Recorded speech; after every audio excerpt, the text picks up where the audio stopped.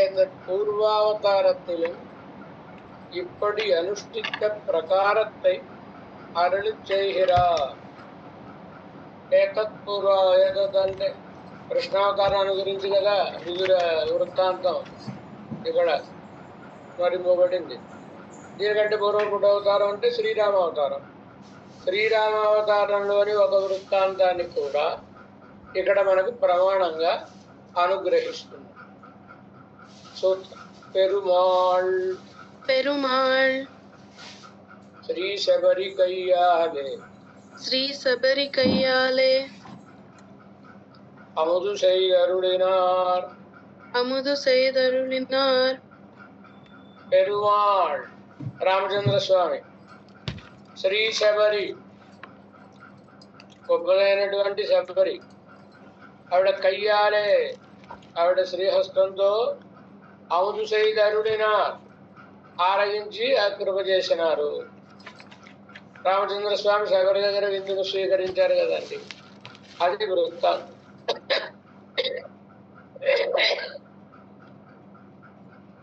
పెరుమాళ్లను ఆరాధించడమే కాక ఆచార్య నిష్టలో చాలా గొప్ప ఆవిడ కనుక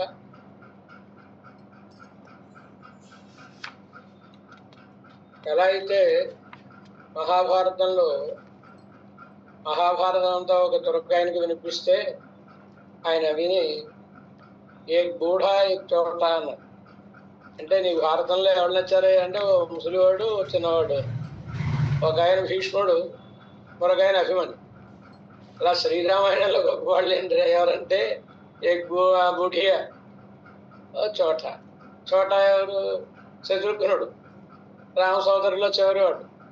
పెద్ద ఆవిడ ఎవరు? శబరి. చిరజీవిని అంటాడు వాల్మీకి మహర్షి. చాలా కాలం, చాలా పెద్ద వయసు. మతంగ మహర్షి యొక్క శిష్యులు మతంగ మహర్షి యొక్క శిష్యులు చాలా గొప్ప జ్ఞానానుష్ఠాన సంపన్నుడు. శ్రీరామచంద్ర స్వామి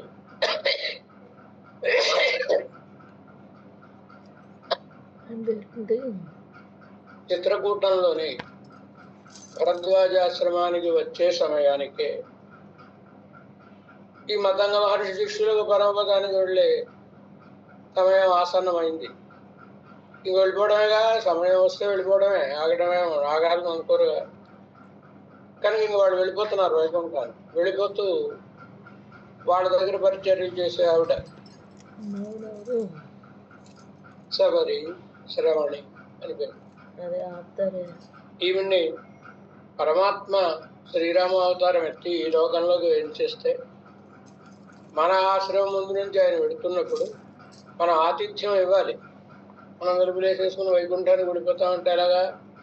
మాకు తప్పదు. ఎంచేత అంటే యావన్న విమోక్షే అన్నట్లుగా తస్య తావదేవ చిరం అని కదా.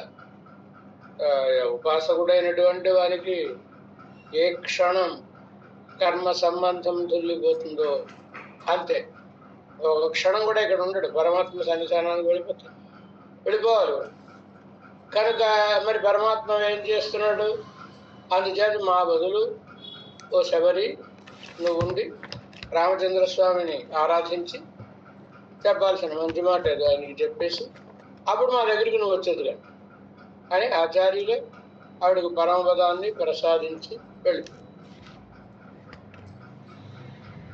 ఈ చర్మపరమ నిష్ట కలిగిన వాడు భగవంతుడికి కూడా దొరకరు. ప్రథమపరమ నిష్ట కలిగిన వాళ్ళు చాలా మంది దొరికితే అది కూడా దొరకమే అనుకోండి, దీని పోలిస్తే దొరికితే దొరకచ్చునేమో. కానీ చర్మపరమ నిష్ట కలిగిన వాడు భగవంతుడికి దొరకరు. అలాంటి వాడని రామచంద్ర స్వామి కూడా శత్రుఘ్నుడు గురించి చెబుతూ రామాయణంలో భరతునితో చిత్రకూటానికి వచ్చినప్పుడు భరతునితో మాట్లాడుతూ రామచంద్ర స్వామి ఒక మాట అంటాడు, శత్రుఘ్న కుశలమతిస్తుతే సహాయ. శత్రుఘ్నుని కుశలమతి అన్నాడు రామచంద్ర స్వామి. కుశలమతి అంటే అర్థం ఏంటి? చాలా తెలివైన వాడు. కుశలమతి అంటే అర్థం ఏంటి? నేర్పరితనం కలిగినటువంటి బుద్ధి గలవాడు. కౌశల్యం అంటే కౌశలం అంటే నేర్పడతానం కదా, కుశనలాగండి, గర్భంలాగా కదా, చేతికి ఏం కోసుకోకుండా లాగా, దానికి కౌశలం అంటే యోగ కర్మస కౌశలం అంటాడుగా భగవద్గీతలో కూడా. కుశలం అది ఏమిటి? భగవంతుని ఆశ్రయించిన చివరి నిమిషం వరకు నిగ్రహమో అనుగ్రహమో మనకు తెలియదు. కానీ భాగవతోత్తముని ఆశ్రయిస్తే అనుగ్రహమే తప్ప నిగ్రహం అనేది ఎరుగరు. కనుక ముందు తప్పదు సిద్ధనుభవతి. కనుక ఆయన అనుబట్టినవాడు నువ్వు లక్ష్మణస్వామి, భరతుడిని పట్టినవాడు, దదీయుడిని పట్టినటువంటి వాడు శత్రుఘ్నుడు గనక, చరమపరవనిష్ఠుడు గనక ఆయన కుశలమతి అంటాడు రామచంద్ర స్వామి. వాల్మీకి మహర్షి శబరిని గురించి చెబుతూ, శబరి గురించి ఆయన చెప్పడం కాదు,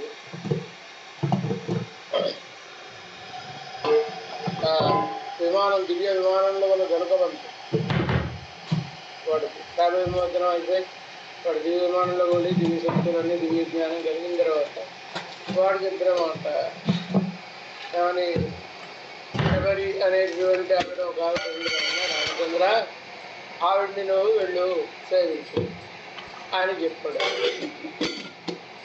శ్రవణి నామ కాదు. ఆ శబరిని గురించి చెబుతూ, శబరి ఎట్లా అంటే ఆవిడ అంటే శబరి ధనుకవంతుడు విమానంలో ఉండి రామచంద్ర స్వామికి చెప్పిన మాట ఏమని, శ్రవణి ధర్మ నిపుణాం అభిగచ్చతి రాఘవ. ధర్మంలో నైపుణ్యం కలిగినటువంటి శ్రవణి అంటే శబరి, ఆవిడ్ని నువ్వు ఎదుర్కొని సేవించవయ్యా అని చెప్పాను. ధర్మ నిపుణం అన్నాడు, కార్మికురాలు అని ఊరుకోవడం కాదు, ధర్మాన్ని స్వీకరించడంలో నైపుణ్యం కలిగిన ఆమె అంటే ధర్మపరనిష్ట కలిగిన ఆమె, ఆవిడ వెళ్ళి సేవించు. రామచంద్ర స్వామి వెళ్ళాడు. వెళ్ళినప్పుడు ఒక గొప్ప జ్ఞాని దగ్గరకు ఏదైనా విషయం తెలుసుకోవాలనే జిజ్ఞాసు అయిన వాడు ఎంత వినయ విధేయతలతో పెడతాడో, రామచంద్ర స్వామి కూడా శబరి దర్శనం కోసమని అంత వినయ విధేయతలతోటి పెడతాడు. ఈయన వెళ్ళి ఆవిడ దగ్గర విందులు స్వీకరించినాడు. పెరుమాళ్ రామచంద్ర స్వామి శ్రీ శబరి కయ్యాలే శబరి చేతితో అముదు శ్రీధరుడిన అనుగ్రహించారు. వ్యాఖ్య రఘుకుల తిలకరాయ్, రఘువంశంలో శ్రేష్ఠుడుగా అవతరించిన వాడు. రఘుకులం అనే నొసటికి తిలకం లాంటి వాడు అని అర్థం. రఘుకుల తిలకరాయ్ అంటే నొసరు. ఇప్పుడు మనకి దరిద్రం ఎక్కడ వచ్చిందంటే అదిగో వాళ్ళని చూసి గిరస్తాని వాళ్ళకి బొట్టు భోషణ ఉండదుగా, వాళ్ళని చూసి మనవాడు కూడా బొట్లు మానేసి శూన్యలలాటంతో కనబడుతుంది. శాస్త్రం అయితే శూన్యలలాటంలో ఉండేవాడి ముఖాన్ని చూస్తే సూర్యమండలాన్ని చూసి సజ్జాల స్నానం చేయండి, అంత దోషం. ఇప్పుడు అది వచ్చేసింది ఆవిడకు తప్ప. కనుక తిలకం అంటే ముఖానికి ఇంటి నిండా ఆభరణాలు ధరించిన ముఖానికి బొట్టు పెట్టుకోకపోతే కళ ఉండదు, శోభ ఉండదు. కనుక ఆభరణం ఏమిటంటే ముఖానికి తిలకమే ఆభరణం. అలా రఘువంశానికి ఆభరణం ఎవరు? రామచంద్ర స్వామి. ఆయన అవతరించకపోతే రఘువంశం చరిత్ర అని చెబుతారా? ఏమవసరం?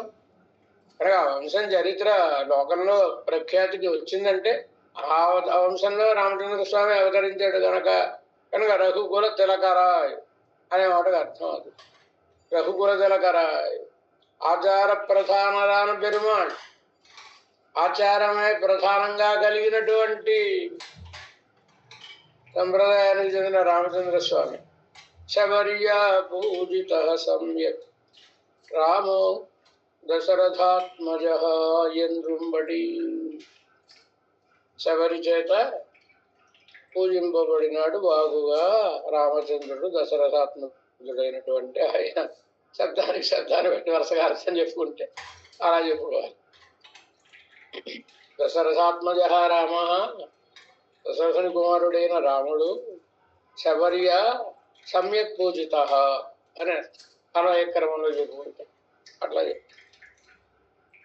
ఎన్నుంబడి వేడువిచ్చియాయివైతే మనకు ఆటవికురాలై ఉండి గురు శుశ్రూషైలే பழுத்த ஞானத்தை జ్ఞానాధికయాయి పండిన జ్ఞానాధిక్యం కలిగినటువంటి ఆమె ఎంచగా గురు శుశ్రూష వలన వాళ్ళని సేవించడం వల్ల మంచి జ్ఞాన నిష్ట కలిగినటువంటి ఆమె తన నాలుగు ఇనియదాయ్ తన నాలుకకు భోగ్యమైన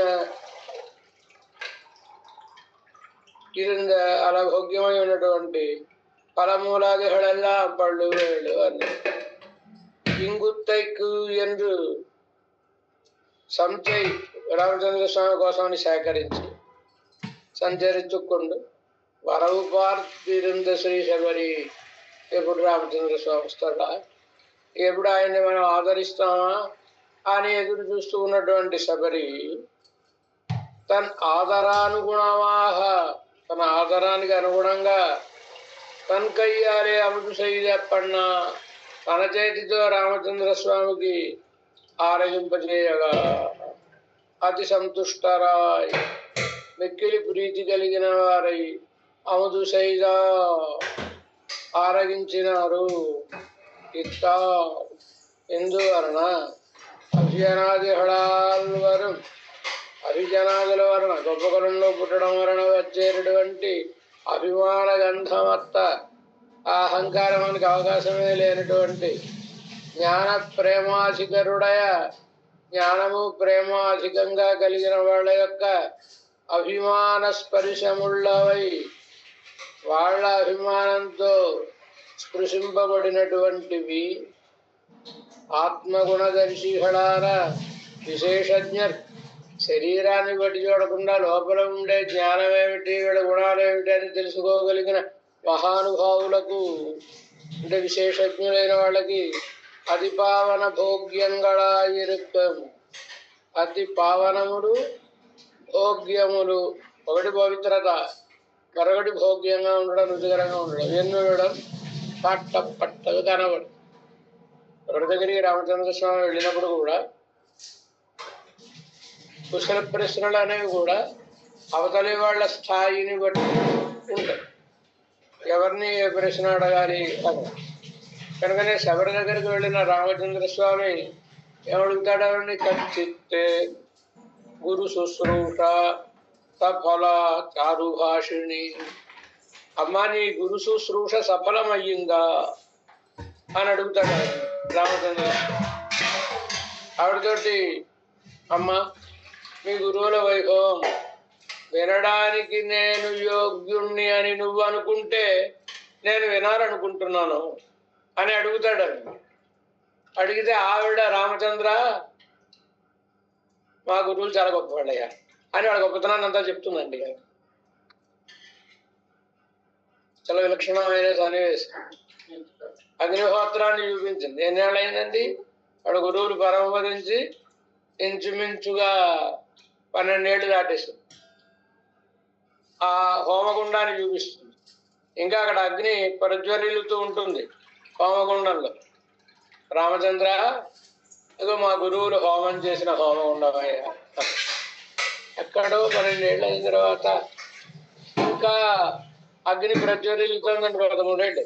13 ఏళ్ళు అయిన తర్వాత ఇంకా అగ్ని ప్రజ్వరిల్లుతోందంటే ఏమిటి విశేషం? రామచంద్ర మధ్యలో నేను ఒక పుడక కూడా వేయలేదు సుమా. అప్పటి నుంచి అలా ఆ అగ్ని ప్రజ్వరిల్లుతూనే ఉందయ్యా.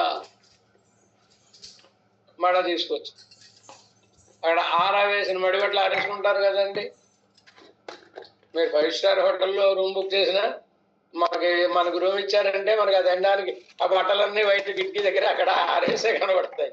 అది మన నైత్యం. మరి వీళ్ళు మడిబట్లు ఆరేసుకున్నారు కదండి. ఆరేసుకుంటే వాళ్ళు అవి ఇంకా తడిగా ఉన్నారు. చూడు కొట్టుకుని రామచంద్ర ముట్టుకుంటే తడిగా ఉన్నాయి. ఆనాడు ఆరేసిన వస్త్రాలు ఇంకా తడిగా ఉన్నాయి రామచంద్ర.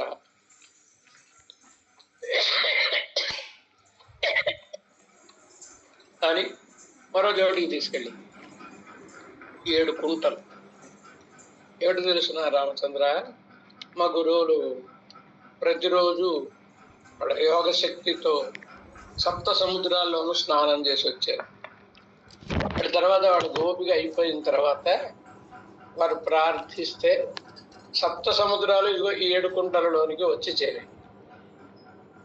అది వాళ్ళు సుఖంగా స్నానం చేయడం కోసం అవతారం ఏదైనా అలా కనబడుతున్నాం. బృందావనంలో కూడా అలాంటి వృత్తాంతాలు కనబడతాయి మనకి. యోగోస్వామి ఆయన రోజు గోవర్ధనగిరికి పరిక్రమణ చేసుకుని వచ్చేవాడు, బృందావనం నుంచి వెళ్ళి. కానీ గోపిక అయిపోయిన రోజు నేను గోవర్ధనం రాలేకపోతున్నాను అంటే గోవర్ధనమే వచ్చిన శిల రూపంలో వచ్చి అక్కడే చేసుకున్నాను. అలా వాళ్ళ మా గురువులు అంత గొప్పవాళ్ళయ్యా, అందుచేత చూసావా అని. అంటే మా గురువుల యొక్క ఏం చెప్పింది శాస్త్రం మనకి? గురువు ప్రకాశయే ధీమ మంత్రం యత్నేన గోపర్యం అప్రకాశ ప్రకాశాభ్య క్షీయతే సంపదాయుషి. గురువు గారి వైభవాన్ని చెప్పుకోవాలి. మంత్రం ఏం చెప్పారంటే చెప్పకూడదు, చెప్పకూడని దానిని చెప్పినా చెప్పాల్సిన దానిని చెప్పకపోయినా. సంపద ఆయుష్ 2 భక్తి పోతుంది, జ్ఞానము పోతుంది, శేషత్వం అనేటువంటి సంపద అని చెప్తారు కదండి. కనుక ఈవిడ వాళ్ళ ఆచార్యుల వైభవాన్ని చెప్పుకుంటారు. ఏమిటి ఇందులో అర్థం? వాటిని చూపించడంలో ఉద్దేశం ఏంటి? మా గురువుల యొక్క హోమగుండం చూసావా, ఇంకా ప్రజ్వరిల్లుతోంది. అగ్నిహోత్రం.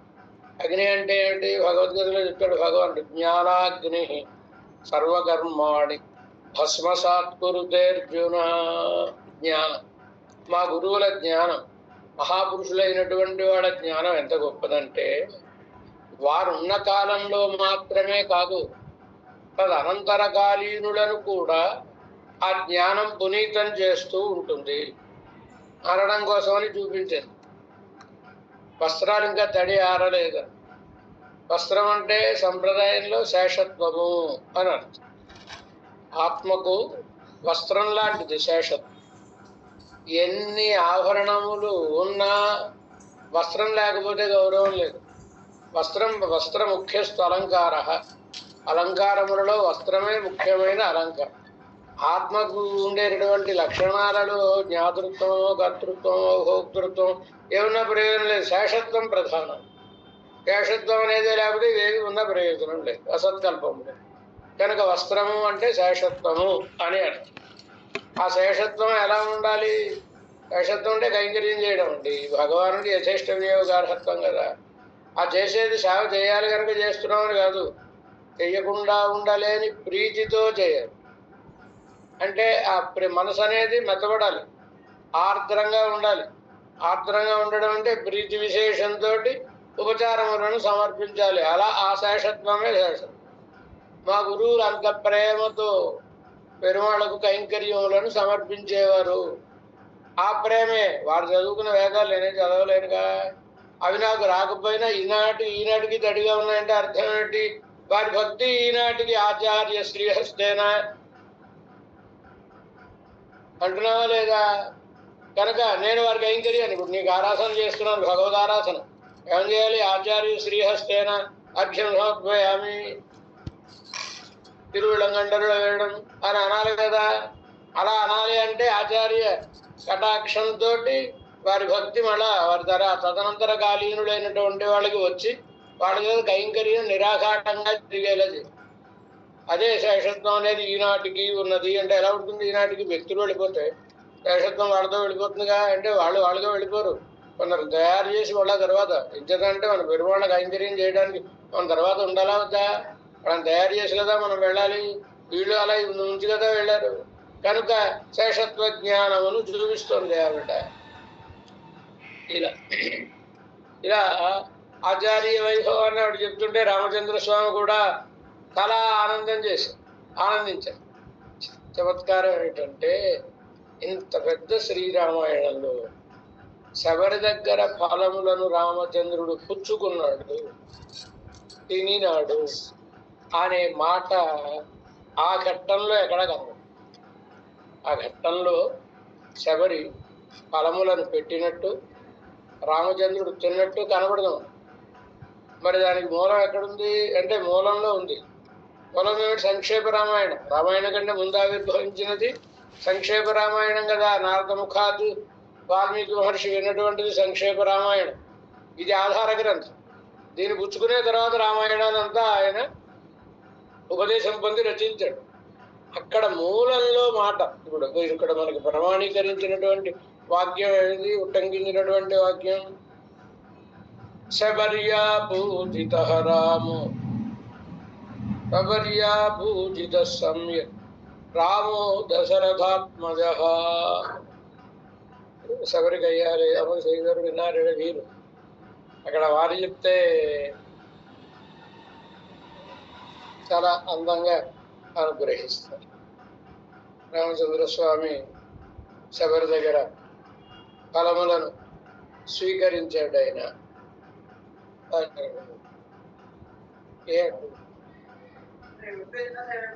శబరి చేత ఇక్కడైనా పళ్ళు తిన్నాడని ఉంది ఆ మూలంలో, ఇక్కడ కూడా లేదు. శబరి చేత బాగుగా పూజింపబడినాడు. తూదు మొழிందు நடந்து வந்தவர்களுடைய సమ్యక్ సగుణ సహభోజనము. ఇది ఆచార్య హృదయంలో సూత్రం. తూదు మొழிంది దూతను పంపించి, వందవరహుడయ తానే దూతగా వచ్చినటువంటి వారి యొక్క దూతను పంపించిన వాడు మున్నోడు వానరత్తిన్ వాయిల్ మొడింది. తూదు మొడిందు అంటే మొడిందు అనే పదం ఎక్కడదంటే ఆళ్వార్ల భాష. ముందు ఒక వానరం ద్వారా దౌత్యమును నెరపి పిన్నోర్ తూదాదివన్ నర్కాయి. తర్వాత ఆయనే దూతగా పాండవుల తరఫున వచ్చాడు కృష్ణ భగవాన్. కనుక శ్రీరామ అవతారం శ్రీకృష్ణ అవతారం అని అర్థం. ఈ వీటిలో చేసినటువంటి ఏమిటి? 3 సాపాట్లు భగవానుడు. సమ్యక్ సగుణ సహా భోజనము. సమ్యక్ భోజనం ఇది ఇక్కడ సమ్యక్ అన్నారు కనుక శబరి దగ్గర సమ్యక్ భోజనం. సగుణ భోజనం విదురు అన్నాని భూభుజే శుచిని గుణవంతి చ అన్నారు కనుక గుణములతో కూడిన భోజనం విదురుని దగ్గర. సహభోజనం ఆంజనేయ స్వామితో ఆలింగం అని అలా వారి ప్రక్రియ అలా ఉంది. ఇక్కడ ఈ శ్లోకంలో మాత్రం తిన్నాడని ఎక్కడైనా వ్యక్తంగా ఉందా స్వామి ఆరగించాడని? శబర్యా పూజిత సమ్యక్ సమ్యక్ పూజిత బాగుగా పూర్తిగా పూజింపబడెను. సమ్యక్ పూజ ఎప్పుడవుతుంది? ఆరాధన పూర్తి ఎప్పుడవుతుంది? నైవేద్యం అయితేనే ఆరాధన పూర్తవుతుంది. నైవేద్యం కాకపోతే ఆరాధన పూర్తిగా. కనుక సమ్యక్ పూజ అంటే నైవేద్యాంతం అనం. కనుక ఇక్కడ సమ్యక్ పూజ అనడంలోనే భగవానునికి నైవేద్యముగా సమర్పించినది. నైవేద్యంతో పాటు శబరి దగ్గర రామచంద్ర స్వామి ఆరగించినాడు అని అర్థం. కావ్యం కదంటే అలా గంభీరంగానే చెప్తారు. అలా వ్యక్తంగా డైరీలో చెప్పారుగా. అందులో ఉండే భావన కొంచెం మాత్రం సామర్థ్యం ఉన్నవాడు పెద్దవాళ్ళ దగ్గర కావ్యం చదివి అందులో అర్థాన్ని తాను అనుభూతం చేసుకుంటే ఆనందం కదా. ఇంత అందం ఉంది, ఇంత అర్థం ఉందా ఇందులో అని ఊరికే మామూలుగా చెప్పుకుంటూ వెళ్ళిపోతే ఉంది, ఆనందం ఉండదుగా. అందుకని సమ్యక్ పూజిత అనడంలోనే ఈ అర్థం ఉంది. రామో దశరథాత్మజ అని కనుక ఇక్కడ సమ్యక్ పూజ అన్నారు కనుక బాగుగా పూజింపడం అంటే చమత్కారం ఏమిటంటే ఈ రామచంద్ర స్వామి గుహుని దగ్గరకు వచ్చినప్పుడు గుహుడు ఇలాగే పళ్ళు తేనె అన్ని పెట్టాడు రామచంద్ర స్వామి దగ్గర. స్వామి ఆరగించు అన్నాడు. నహి వర్తే ప్రతిగ్రహే అన్నాడు. నేను నాకు వ్రతం ఉంది, ఎవరి దగ్గర నుంచి ఏమి కూర్చుకోను. మరి అక్కడ వ్రతం ఉంది అన్నాడు. మరి శబరి దగ్గరికి వచ్చిన తర్వాత ఆ వ్రతం తీసి గట్టి మీద పెట్టేశాడా? మరి వీడి దగ్గర ఎందుకు కూర్చున్నాడండి ఈయన అంటే భగవంతుడికి ప్రేమ కలిగిన వాళ్ళు దొరకడమే దుర్లభం అనుకునే దశలో ఆశ్రితులందు ప్రేమ కలిగిన వాళ్ళు దొరకడం అత్యంత దుర్లభం. కనుక శబరి లాంటి ఆవిడని వదిలేస్తే మళ్ళీ ఇలాంటి వాళ్ళు దొరకరాయి. కనుక ఇంచేత అంటే ప్రతి రూల్కి కొన్ని ఎక్సెప్షన్స్ ఉంటాయండి. నిహివర్తే ప్రతిగ్రహే సామాన్యం అన్నమాట. విశేషం ఏంటి? విశేష జ్ఞానం కలిగినటువంటి వాళ్ళ దగ్గర స్వీకరిస్తాను అని అర్థం. నీరు తడుపును అంటే సామాన్యం, నిప్పు కాల్చును అంటే సామాన్యం. కానీ ఏమిటి? నీరు లేని చోట అని అర్థం చెప్పుకోవాలి. అలాగే ఇక్కడ కూడా ఇలాంటి జ్ఞానం లేని చోట ఎవరి దగ్గర ఏం స్వీకరించను అని అర్థం. కనుక ఈవిడ దగ్గర స్వీకరించాడు స్వామి. మరి ఈవిడ వర్ణం ఏమిటి? ఆయన వర్ణం ఏంటి? ఇది కొంచెం అలా అలా భక్తి మరి పెరిగేటప్పటికీ సెలవులు పలవలు చేరి ఆవిడ కొరికి పెట్టింది. కొరికి పెట్టింది అంటే కాసుల పురుషోత్తమ గవ భిల్లాంగనాదంత పీడిత ఫలభుక్తి ఏమయీతో జలేది నీకు అన్న. ఏమయ్యా, ఇంత గొప్ప వంశంలో పుట్టారు, శుద్ధి శుభ్రత అన్నీ ఉన్నాయి కదా, ఒక ఆట విగ్రహాలు కొరికి పెట్టిన పండు తినడానికి నీకేమి అసఖ్యం అనిపించలేదా? నిందాస్తుతి అది అని అడుగుతాడు ఆయన రామచంద్ర స్వామి.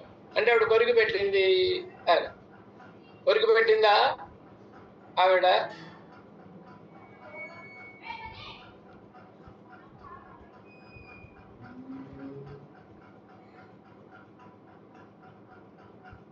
అంటే కొరికి పెట్టింది అని అర్థం కాదు. అంత సంస్కారహీనురాలు కాదుగా ఆవిడ.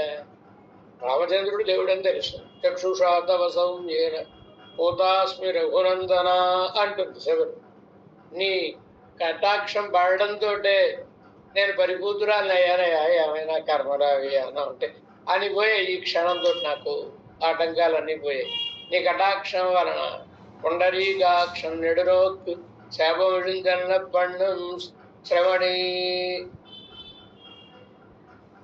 విదుర ఋషిపత్నిహళై పూతరాగ్గిన పుండరీకాక్షం నెడునోక్కు శాపమిడిందన్న పన్నం ఆచార్య హృదయ సూత్రం.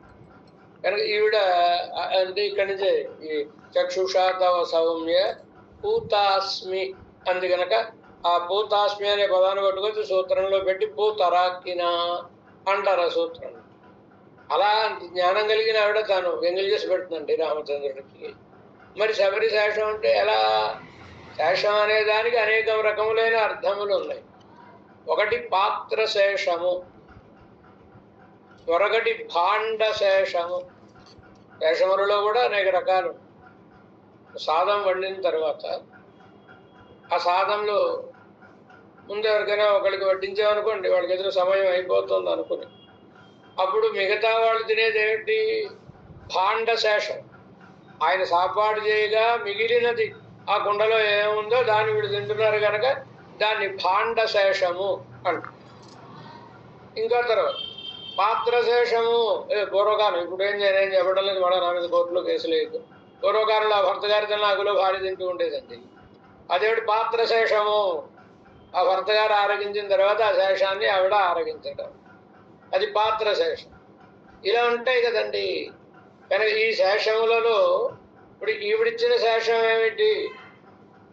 ఈవిడ భాండ శేషం లాంటిది. ఎంచేత ఒక చెట్టు దగ్గరికి వెళ్ళి ఆ కొమ్మని ఉండే ఒక పండు కోసి తిని చూచి, ఈ కొమ్మనున్న పళ్ళన్నీ తీగా ఉంటాయి, అయితే ఈ పళ్ళు మనం రామచంద్రుడి కోసం సేకరించవచ్చును.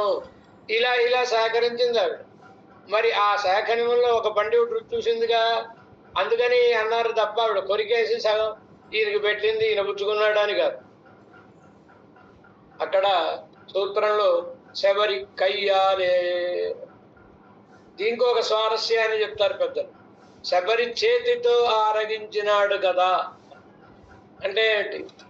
ఈ గొప్పవాళ్ళం అనుకునే వాళ్ళందరికీ ఏవో కొన్ని లక్షణాలు ఉంటాయి. ఎవరైనా ఇచ్చినా కప్పుకుని ఆ చేతితో పుచ్చేసుకోలేరు. వాళ్ళు అక్కడ పెట్టండి అని వాళ్ళు అక్కడ పెట్టిన తర్వాత ఫలాలు కానీ ఏమైనా ఇచ్చారనుకోండి, శిష్టులైన వాళ్ళకి మనం ఏమైనా సమర్పించామనుకోండి, ఏం చేస్తారు, వెంటనే వాళ్ళు అలా పుచ్చేసుకోరు, దాని మీద ఇంకా నీళ్లు ప్రోక్షించుకొని తీసుకో. ఒకవేళ మంచినీళ్లు తాగాలనుకున్నా ఓ మజ్జిగతో కదులు వేసుకొని పుచ్చుకుంటాం, అది పవిత్రం అవుతుంది అని ఇలాంటివి ఏవో ఉంటాయి. ఇప్పుడు శబరి రామచంద్రుడు లక్ష్మణస్వామి పక్కన నిలబడ్డాడు, రామచంద్రుడు కూర్చోబెట్టింది ఈవిడ, ఈ పండు తీసి ఇస్తోంది. లక్ష్మణస్వామికి ఈ ముడుదలు పడిపోయినటువంటి ఆ చేతులు అవి చూసి ఏమిటి ఈవిడ ఇలా మా అన్నగారికి ఇవ్వడం, మా అన్నగారు తినడం ఏమిటని, అమ్మ నువ్వు అలా ఉంచి నేను పెడతానులే మా అన్నయ్య గారికి అన్నట్ట లక్ష్మణస్వామి. అంటే రామచంద్రస్వామి, లక్ష్మణ పొరపాటును కూడా నువ్వు ముట్టుకో కుసుమా, ఏమన్నాయా అని. ఏ చేతులు, ఎంత ఓపిక ఉన్నప్పుడు ఆవిడ రామచంద్రుడు వచ్చేటప్పటికి నాకు ఈ మాత్రం ఓపిక కూడా ఉంటుందో ఉడుగుతుందో అని ఓపిక ఉన్నప్పుడే ఆ పండ్లన్నింటినీ కోసి సేకరించి పెట్టి, అప్పుడే ఫ్రిడ్జ్లు ఉన్నాయా, ఏమున్నాయి, కానీ రామచంద్రుడు వచ్చేదాకా ఆ పళ్ళు ఏం పాడవకుండా అలా చక్కగా ఉన్నాయి. ఎంచేత ఆవిడ యొక్క జ్ఞానాధిక్యం, ఆవిడ యొక్క భక్తి ఆధిక్యం కనుక ఇప్పుడు మనం చేతులు పెట్టామనుకో ఆ పళ్ళని, ఫ్రిడ్జ్లో ఉన్నాడు బాగుంటుంది పండు, 6 నెలలైనా బాగానే ఉంటుంది, కానీ 6 నెలల తర్వాత తీసి పైన పెడితే ఒక 2-3 నిమిషాలు అయ్యేటప్పుడు దాని అసలు రూపం గుడిపోయే రూపం వస్తే రూపం వచ్చేస్తుంది. అలా మనం ముట్టుకుంటే మళ్ళీ అవన్నీ పాడైపోతాయిరా, ఏ భక్తి కాపాడిందో ఆ భక్తితోటే ఇవని అని ఆవిడ చేతితోటే స్వీకరించాడు. శబరి కయ్యాలే, శబరి ఇడత్తులే అని అనలేదు, శబరియనిడత్తులే అని అనలేదు, శబరి చేతితో ఆరగించినారు కదా అంటే ఆవిడ గొప్పతనం అట్లాంటిది. పరమాత్మ ఎలాంటి మన తరతమ భేదములను పాటించడం లాంటిది చేయకుండా ఆవిడ దగ్గర నుంచి స్వీకరించాడు పరమాత్మ కదా. ఈ శ్లోకమే ఒక అందమైన పద్ధతిలో చెప్పాడు వాల్మీకి మహర్షి. అదే పెద్దలైనటువంటి వారు దానికి అర్థాన్ని కూడా చాలా స్వరసంగా చెప్పారు. చక్షుషా తవ సౌమ్యేన పూతాస్మి రఘునందన, రామచంద్ర నీ కటాక్షం పడడం వలన ఏదో కారణం లేకుండా ఈ నేల మీద ఈ శరీరం కళేవరం నిలబడి ఉండదుగా, దానికి కారణమైనటువంటి పుణ్యమో పాపమో ఏవో అన్ని ఈ క్షణంతో నశించిపోయాయి. ఇక పాదమూలం గమిష్యామి యానహం పర్యజారిషం, నువ్వు నాకేం మోక్షం ఇవ్వక్కర్లేదు, మా గురువులే నాకు మోక్షం ఇచ్చారు, నేను వారి పాదమూలములకు చేరిపోతాను. ఇంకా వాడు కూడా అర్చన చేసేసి రామచంద్రుడిని నువ్వు మా దగ్గరికి వచ్చాయన్నారు కదా, కనుక పాదమూలం గమిష్యామి యానహం పర్యచారిషం, ఏ గురువులనైతే నేను సేవించాను నువ్వు అలా చూస్తూ ఉండిచాను. కనుకనే వేదాంత దేశకులు కూడా అవంధ్య మహిమముని జన భజనము టికలుష హృదయ శబరి మోక్ష సాక్షిభూత అంటారు వీరగద్ద. శబరి మోక్షమునకు సాక్షి మాత్రమే రామచంద్రుడు, శబరికి మోక్ష ప్రదాత కాదు, మోక్షం ఇచ్చినది ఆచార్యులే. ఈయన కేవలం ఆవిడ వైకుంఠానికి వెళ్ళిపోతుంటే అలా అలా చూడటం చాలా మందిని చూశాడు. ఈయన సర్వంగుణ్ణి చూశాడు, సుతీక్ష్ణుని చూశాడు, అలాగే ఇక్కడ శబరిని చూస్తున్నాడు. ఈయన సాక్ష్యంగా ఉండడమే. మహానుభావులు కొందరు దృష్టి పెడితే అంతేకాదు, అసలు కొందరు దృష్టి పెడితే వస్తువుకి మోక్షం వచ్చేస్తూ ఉంటుంది కదా, అలాగే ఆయన దృష్టి పెడితే వాళ్ళకి మోక్షం వచ్చింది, ఈవిడ మోక్షానికి వెళ్ళిపోయింది. ఆయన అలా చూస్తూ ఉండడం వరకేనండి రామచంద్ర స్వామి కదా. ఇది మనకి ఒక గొప్ప సంప్రదాయాన్ని నేర్పిన ఆవిడ శబరి. మన సంప్రదాయంలో కూడా ఏ సంప్రదాయం లేనట్టు మా తండ్రి గారు మరణించారు అని ఆ మెసేజ్లు పెడుతూ ఉంటారు కదా, ఉత్తరాలు రాస్తూ ఉంటారు కదా. కొంచెం తెలివైన వాళ్ళైతే, కొంచెం సంస్కారం ఉన్న వాళ్ళైతే మా తండ్రి గారు స్వర్గస్థులైనారని తెలుపుడుకు చింతించుతున్నాము. ఇంకా కొంచెం తెలివైన వాళ్ళైతే మా తండ్రి గారు పరమపదించినారు అని రాస్తారు.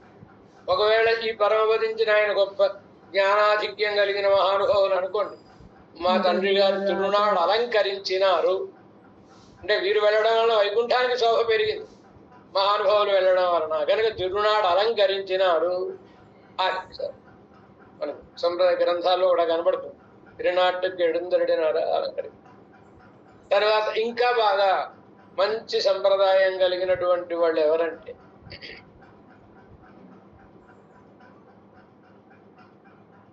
ఆచార్య తిరువడిని చేరినారు. ఇది సీమాభూమికి చెందినటువంటి వాళ్ళు పలికే పలుకు ఆచార్య తిరువడిని చేరినారు. పెద్దవాళ్ళని చూస్తే మా స్వామివారి శిష్యుల్లో చాలా ప్రధానుడు బుజ్జమ్మ గారు అని ఉండేవారు. ఆవిడ మా స్వామి ఈ గ్రంథాలనేవి చాలా ఆచార్యనిష్ట. ఆవిడ ఇప్పుడు ఎవరో ఇంకా పెద్ద ఆవిడ ఒక ఆవిడ ఉన్నారు, చాలా పెద్ద ఆవిడ మంచం నుంచి లేవడం లేదు. ఆవిడని చూడడానికి వాళ్ళ బంధువులు వెళ్ళినప్పుడు ఆవిడతోటి నేను ఏమైనా రామానుజ అనుకుంటున్నాను అని ఈవిడ అన్నారు. దేనికైనా రామానుజ అనుకోవడం సంప్రదాయం. అలాగే అన్నారు, నేను ఆచార్య అన్నారు. అంటే ఆ సంప్రదాయంలో ఆ నిష్ఠ ఆచార్య అనుకోవడం. జై శ్రీమన్నారాయణ ప్రథమ పర్వం, రామానుజ, ఇంకా ఇంకా అలా పెడితే ఆచార్య చివరి. ఆ నిష్ఠలో ఉన్నటువంటి ఆవిడ కనుక పాదమూలం గమిష్యామి యానహం పర్యచార్యం. ఏదో ప్రాసంగికంగా చెప్పుకున్నాం కానీ జై శ్రీమన్నారాయణ అంటే తప్పని కాదు చూడండి. ఏమనుకుంటా ఉండే వాళ్ళకంటే అలా అనడం చాలా గొప్ప. జయస్వామి చేసిన ఉపకారం లోకానికి ఏమిటంటే సంప్రదాయస్తులు అయినా కాకపోయినా ప్రతి వాళ్ళు జై శ్రీమన్నారాయణ అనేస్తున్నారు, హాయిగా కార్ల వెనకాతలు రాసేసుకుంటున్నారు. ఇది వారు అనుగ్రహంతో లోకం అంతా ప్రచారం చేసిన వైరం కనుక తప్పని కాదు. కానీ సీమాభూమికి చెందినటువంటి వాళ్ళు ఆచార్య అనుకోవడం, అలా ఆచార్య నిష్ఠ దాన్ని మనకి చూపించినటువంటి ఆవిడ శబరి. వెళ్ళిపోతున్న శబరి చమత్కారంగా ఈ శ్లోకాన్ని బట్టి ఒక అర్థాన్ని మన వాళ్ళు అనుగ్రహిస్తారు. రామచంద్ర, నేను వైకుంఠానికి పెడితే మరి పూర్వం వెళ్ళిపోయిన వాళ్ళు ఉంటారు కదండి, వీళ్ళ గురువులు వాళ్ళు అందరూ. వాళ్ళు అడుగుతారు, వాళ్ళు ఉత్సుకతగా చూస్తూ ఉంటారు. భూలోకంలో మా ఆశ్రమానికి రామచంద్రుడు వస్తాడు కదా, శబరి జాగ్రత్తగా ఆరాధన చేసిందా లేదా అని వాళ్ళు అనుకుంటూ ఉంటారు కదా. వాళ్ళకి అన్ని సర్వాన్ లోకాన్ కామాన్ని కామరూప్యను సంచరన్ అన్ని శక్తులు ఉంటాయిగా. కనుక శబరి నేను వెళ్ళిన తర్వాత మా గురువులు శబరి రామచంద్రుని ఆరాధించావా అని అడిగితే తమ ఆజ్ఞను పాటించానండి, నేను బాగా ఆరాధించానని చెప్తాను. నువ్వు బాగా ఆరాధించావని ఆయనకి ఆనందం కలిగిందని మాకు నమ్మకం ఏంటి, కానీ రిసీట్ ఏమైనా తెచ్చావా అని అడుగుతారు. చమత్కారంగా చెప్పేమాట, రిసీట్ తెచ్చావా అని అడుగుతారు మా గురువులు. అప్పుడు నేను ఏమైనా రసీట్ చూపించాలి కదా. రామచంద్ర, ఒక చిన్న ఆకు మీద నేను నీకు ఆరాధన చేశాను అని రాసివయ్యా అని అడిగింది. అడిగితే రామచంద్రుడు పూజిత అని రాసి ఇచ్చి, అమ్మ పూజింపబడినాడు, ఇదే కదా అడిగావు నువ్వు అని అంటే, రామచంద్ర దీనికి ఏమైనా అర్థం అన్వయం అవుతుందా? మన తెలుగులో సామెత ఉందండి, ఏంటి, సంతకు చీటి లచ్చికి గాజులు. మరొకైనా సంతకి చీటి రాశాడు, ఆ అమ్మాయి ఇస్తుంది లచ్చి గాజులు వేసాడు. ఏడు ఏమైనా అవుతుందా అది పని? దానికి ఏమైనా మొదలు వెనక అన్నీ ఉండాలి కదండి అన్వయం. పూజిత అంటే ఎవరు పూజించారు, ఎవరి చేత పూజింపబడారు, ఎవరు పూజించారు, ఏమైనా ఉందా ఇందులో? పూజింపబడిన వాడి పేరు లేదు, పూజించిన వాడి పేరు లేదు. ఏంటయ్యా ఇది అంటే, ఓ అవును కదా, శబర్యా పూజిత, శబరి చేత పూజింపబడినాడు. అమ్మా ఇగో నీ పేరు వచ్చేసింది ఇందులో. చూపించాడు ఆయన, చూసింది. శబర్యా పూజిత అంటే గుహుడి చేత పూజింపబడ్డావు, శబరి చేత సుదీక్షణుడి చేత పూజింపబడ్డావు, శరభంగుడి చేత పూజింపబడ్డావు, అనేక మంది మహర్షుల చేత పూజింపబడ్డావు, ఇప్పుడు శబరి చేత పూజింపబడ్డావు అని ఒకటేనా? తేడా ఉండదయ్యా. తర్వాత శబర్యా పూజిత అంటే శబరి చేత పూజింపబడినాడు ఎవరు అని ప్రశ్న వస్తే ఏం లేదు, ఇదేటయ్యా, ఏ యూనివర్సిటీలో చదివినైనా కరుణానిధి అడిగినట్టే అడిగింది ఆవిడ. ఏ యూనివర్సిటీలో చదివినైనా ఏమిటి ఇలాగే రాస్తారా, సరిగా రాయి అందుతాడు. శబర్యా పూజిత రామ. అమ్మ కర్త కర్మ క్రియ మూడు వచ్చేసాయి. శబరి నువ్వేగా పూజించావు, పూజింపబడ్డారు. రాముడు ఇప్పుడు మూడు పేర్లు వచ్చేసాయి కదా అమ్మ, వాక్యం పూర్తి అయినట్టేనా? ఏంటి 4 రోజుల్లో ఇంగ్లీష్ లాగా ఉందా ఇది? శబర్యా పూజిత రామ అంటే ఈ మూడు వచ్చేస్తే సరిపోతుందా? ఎంతమంది నిన్ను పూజించలేదు, ఆ పూజలు నేను చేసిన పూజ ఒకటేనా, లేదా వాటికంటే ఏమైనా తేడా ఉందా నేను చేసిన పూజకి? చెప్పబోయా అంటే ఓ అవును నిజమే కదా. తర్వాత రామ అన్నావు, రామ అంటే శ్రీరామ దశరథ రామనా, పరశురామ భార్గవ రామనా? ఏ రాముడు? రాముడు అనే పేరు కలిగిన వాళ్ళు అనేక మంది ఉన్నప్పుడు ఏ రాముడో తెలియదుగా, ఏమిటో ఈ రాయడం అంటే. శబర్యా పూజిత రామో దశరథాత్మజ, దశరథాత్మజుడైన రాముడు శబరి చేత పూజింపబడినాడు. అమ్మ ఇప్పుడు నీకు సంతోషంగా ఉందా? నేనే నా పేరు కొట్టొచ్చినట్టు దశరథాత్మజ అని కనబడుతోంది కదా. చూసి పెదవి విరిచిందిరే రామచంద్ర. ఇలాగే రాస్తారా? రామచంద్రుడు శబరి చేత పూజింపబడేను. అనేక మందిని పూజించారు. గుహుడు పూజించలేదా? మరొకళ్ళు పూజించలేదా? చాలా మంది పూజించారుగా. మరి వాళ్ళకి నాకు ఏం తేడా లేదా? నా పూజ వాళ్ళ పూజ సమానమేనా? ఇక్కడ ఏమైనా నీకు ఎక్కువ ఆనందం కలిగిందా? వైలక్షణ్యం ఏదో కనబడాలి కదా. ఓ శబర్యా పూజిత సమ్యక్ రామో దశరథాత్మజ. ఈ సమ్యక్ మరికి ఎక్కడా లేదు గనక, సమ్యక్ అంటే బాబుగా శబరి చేత పూజింపబడని రామచంద్రుడు. ఇప్పుడు సరిపోయిందా అన్నాడని చమత్కారంగా చెప్తారండి ఈ వాక్యానికి అర్థాన్ని. కనుక ఇట్లా రామచంద్ర స్వామి ఎంత వినయ విధేయతలతో, ఎక్కడైనా నేనేదో ఈవిడ ఉద్ధరిస్తున్నాను అనే భావన రామచంద్రుడి దగ్గర ఉందా? లేదు. ఈవిడ దర్శనం చేసుకోవడం మహాభాగ్యం అన్నట్లుగానే రామచంద్రుడు శబరి దగ్గర ఉన్నంతసేపు ప్రవర్తించాడు. వాళ్ళ దగ్గర ఆరగించాడంటే ఆచార ప్రధానుడైన రామచంద్రుడు అట్లా చేశాడంటే ఏం తెలుస్తుంది మనకి? జ్ఞానమే ప్రధానము, భక్తియే ప్రధానము, అంతే తప్ప వర్ణం ప్రధానం కాదు అనేది మనకి ఇక్కడ తెలుస్తోంది కదా. అతి సంతుష్టరాయ్ అవుదు సైగార్, అది సమ్యక్ అనేవాడు. అతి ప్రీతితో ఆరగించినారు. ఇత్తాల్ ఇందువలన అభిజనాదిహళాల్వரும் అభిమాన గంధమత్త.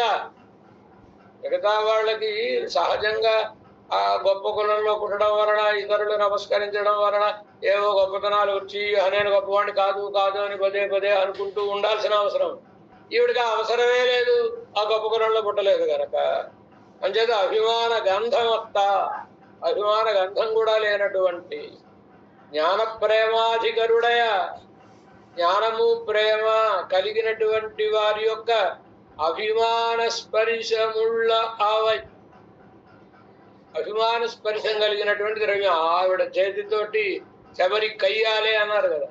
ఆవిడ చేతితో కోసి పట్టుకొచ్చిన పండు అంటే ఎంత విలక్షణమైన జ్ఞానం కలిగినటువంటి ఆవిడ స్పృశించింది కనుక భగవానుడు ఎవడు పెడితే వాడు పుచ్చేసుకుంటాడండి. కనుకనే మనం కూడా పెరుమాళ్లకు నైవేద్యం సమర్పించినప్పుడు మనం ఏమిటో ఇప్పుడు లోకం మాసిపోతే మాసిపోవచ్చు మన వేషాలు భాషలు అని చూసి, శాలువాలు అవి చూసి. కానీ మనం ఏమిటో మనకు తెలుసును కదా. మరి పెరుమాళ్ళకి తిరువారాధన చేసినప్పుడు మనం సమర్పించిన ప్రసాదాన్ని ఆయన ఎలా పుచ్చుకుంటాడో అలాంటి యోగ్యత ఉందా మనం సమర్పించే ప్రసాదానికి? కనుకనే మనని పెట్టుకోకూడదు ఎదరా. ఆచార్య శ్రీహస్తేన నైవేద్యం కండరుల వేణు. మా ఆచార్యుల శ్రీహస్తంతో నీకు ఆరికం సమర్పిస్తున్నారు పరమాత్మ, దయచేసి స్వీకరించు అనడం వలన మన చేయి కాదు సమర్పించేది. ఆచార్యులకు ఉపకరణ మాత్రమే, ఉపకరణ సూత్రం మాత్రమే మనం ఆచార్యులే సమర్పిస్తున్నారు కనుక ఆ వారి యొక్క జ్ఞాన వైరాగ్యాతిశయాన్ని చూసి భగవానుడు పరమ ఆదరంగా శబరి దగ్గర పుచ్చుకున్నట్టే పుచ్చుకుంటాడు ఆయన. యా ప్రీతిర్విదురాత్పితే కుంత్యర్పితే యాదృశి యాగో వర్ధనమూర్ధ్ని ఏదో చెప్పారు కదండి భక్తులు. కనుక వాళ్ళ ఒకసారి ఈ శ్లోకం కూడా చదువుకోమను. కనుక ఇలా భగవంతుణ్ణి పెద్ద పెద్ద వాళ్ళు ఎవరు కూడా రైవెల్లం సిరుగు ఈ భాసురాన్ని వినపని చేయమన్నారు. పెరుమాళ్లకు నైవేద్యం సమర్పించేటప్పుడు విజ్ఞాపనం చేసుకోవాల్సినటువంటి భాసురాలు ఏమిటి అంటే నారు రడుంబొడి అని నాట్యార్జునుడిలో ఆండాడు తిరుమాలి నిమిషాల పెరుమాళ్ళ విషయంలో సాధించినటువంటి 2 భాసురాలు కూడా రైవెల్లం సిరు అనేటటువంటి ఈ భాసురం. ఈ భాసురములను చదువుకుంటూ పెరుమాళ్ళకి నైవేద్యాన్ని సమర్పించడం. ఎంచేత అంటే వాటి వలన అది వినగానే మనం మర్చిపోతాడండి ఆయన. ఎందుకంటే అందులో వాళ్ళు ఆవిడ చెప్పిన భాసురాలు అవి వినగానే ఆయన ఆనందంగా ప్రఫుల్లంగా మనసు అయిపోతుంది. ఆ ఆనందంతో ఈ పదార్థాలను చూస్తాడు. ఏం సమర్పించినా వాటిని స్వీకరిస్తాడు ఆయన. కనుక మన దగ్గర లేకపోతే మనం తెచ్చుకోవాలిగా, అరువు తెచ్చుకోవాలిగా. అందుచేత కనుక ఈవిడ సమర్పించింది అంటే ఈవిడ దగ్గర గొప్పతనం ఏమిటి? కులీనత్వం అనే దోషం లేదు, జ్ఞానాధిక్యం ఉంది. ఆత్మగుణైక దర్శి హళాల విశేషజ్ఞకు నేర్పుతున్నాడు రామచంద్రుడు. మర్యాదానంద లోకస్య కర్తాకారైతాచ సహా ఇలా ప్రవర్తించాలో అని మనకి చెబుతున్నాడు ఆయన. ఎవరైతే జ్ఞానాధికులు ఉంటారో, ఆత్మగుణములను కలిగినటువంటి వాళ్ళై ఉంటారో, ఈ రంగులు ఇవి హంగులు అన్ని శరీర గుణాలు, ఇవి కాదు కావాల్సింది ఆత్మగుణాలు. జ్ఞానము, భక్తి, వైరాగ్యము ఇవన్నీ ఆత్మగుణాలు. ఈ ఆత్మగుణములు కలిగినటువంటి వాళ్ళ ఆత్మగుణాలనే చూడాలి మనం తప్ప శరీర గుణములను చూడరాదు అని విశేషజ్ఞులైనటువంటి వాళ్లకు ఇలాంటి ఆత్మగుణములు కలిగిన వాళ్ళ కరస్పర్శంతో పావనమైనటువంటివి అతీవ పావన భోగ్యంగడా ఇరుక్కం. పావనకరములు ప్రసాదము, తదుచ్చిష్టం సుపావనం అంటాడు. ఉచ్చిష్టం కూడా కదా. కనుక పావనమై భోగ్యం ఉంటుంది అనే విషయం కనబరచబడినది. ఇత్తై ఉడయవర్ తర్వాత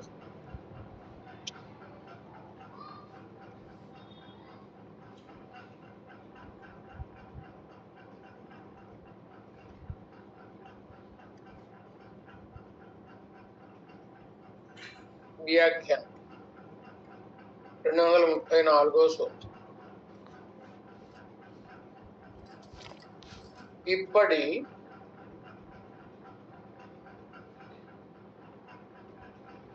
ఏదమ్మా ఒకసారి చదవండి. ఇప్పటి శ్రీరామాయణ మహాభారత సిద్ధమాన శిష్టాచారాలు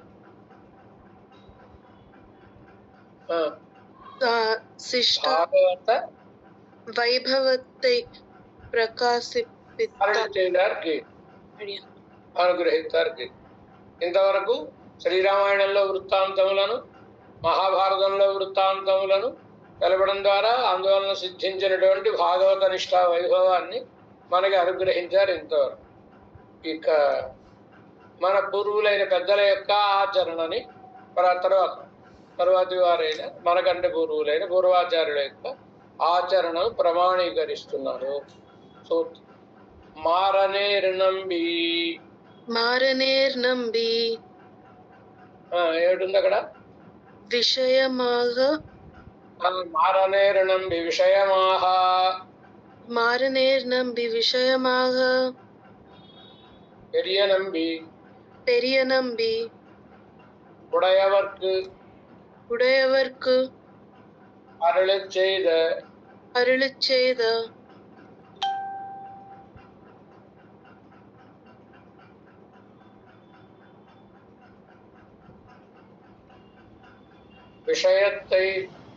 விஷயத்தை மறிப்பது அதேனா వార్తத்தை స్మరిప్పదు అన్నది. వార్తத்தை స్మరిప్పదు ఇక్కడ కొంచెం బాగా లైట్.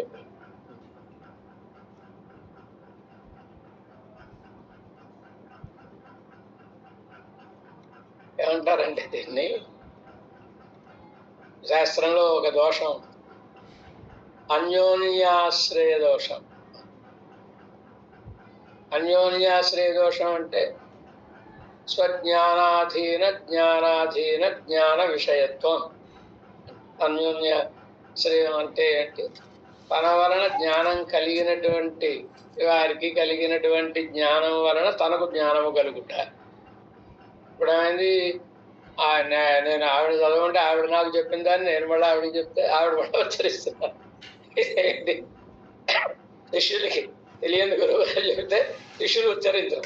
ఇప్పుడు అలాగే వాడు చెప్పిన దాన్ని నేను ఉచ్చరించిన దాన్ని వాడు ఉచ్చరించరు. అలా వచ్చింది. ఏమిటి? మారనేరునంబి విషయమాహ, మారనేరునంబి గారి విషయంగా పెరియనంబి భగవద్రామానుకుల ఆచార్యుడైన పెరియనంబి గారు ఉడయవర్కు అరళి చేద వార్తయే స్మరిప్పదు, భగవద్రామానుకులకు అనుగ్రహించినటువంటి వార్తను స్మరించున్నది అని. విలక్షణమైన విషయం ఏమిటంటే మధురాంతకం. మధురాంతకం దగ్గర కనుక మనం సేవిస్తే ఒక విలక్షణ విషయం ఏంటంటే భగవద్రామానుజులు పెరియనంబి గారు ఇద్దరు వేయించేసి ఉంటారు సన్నిధిలో. ఇద్దరు రామానుజులు వారు తెల్లటి వస్త్రములను ధరించి ఉంటారు. ఇంచేత అప్పటికి ఇంకా సన్యాసాశ్రమ స్వీకారం చేయలేదు రామానుజులు. అంచేత తెల్లటి వస్త్రములతోటే ఉంటారు రామానుజులు వారు. గృహస్థులుగానే ఉన్నారు కదా అప్పటికి.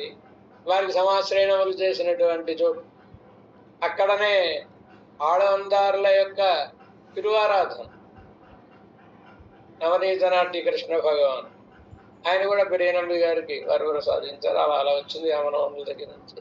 అక్కడ ఆ సన్నిధిలో కనబడుతుంది. ఎప్పుడైనా తప్పకుండా వెళ్ళాలి. వైష్ణవులైన వాళ్ళందరూ ఆ ప్రాంతానికి వెళ్ళినప్పుడు మధురాంతకం వెళ్ళి అక్కడ పెరుమాళ్ళ తిరునామం కూడా విలక్షణమైన తిరునామం. తటాక పరిపాలక రామచంద్ర, తటాకాన్ని పరిపాలించిన రామచంద్రుడు అని. సరే, ఆ వృత్తాంతం అంతా లోపల అసలు ఆ పేరుకి సరి అయిన అర్థం ఏమిటి అంటే, సమాశ్రయణములు అయిన తర్వాత గురుముఖాత్ శ్రీ సంప్రపద్య అని కదా. కనుక రామానుజుల వారికి సమాశ్రయణములు చేసిన తర్వాత పెరియనమ్మి గారు వారిని చేయించుకొని తీసుకుని వెళ్ళి పెరుమాళ సన్నిధానానికి అడహారు. ఆయన అది రామచంద్ర స్వామి వారి సన్ని చాలా అందంగా ఉంటారు. రామచంద్ర స్వామి అసలు ఆ ధనుస్సులు అవి చాలా మనోహరంగా ఉంటాయి క్షేత్రం. అలా పూర్వమే ఒకప్పుడు అది కర్ణాచార్య సంప్రదాయానికి చెందింది. ప్రస్తుతం అవన్నీ చదువులు మనకు అవ్వద్దు అనుకో.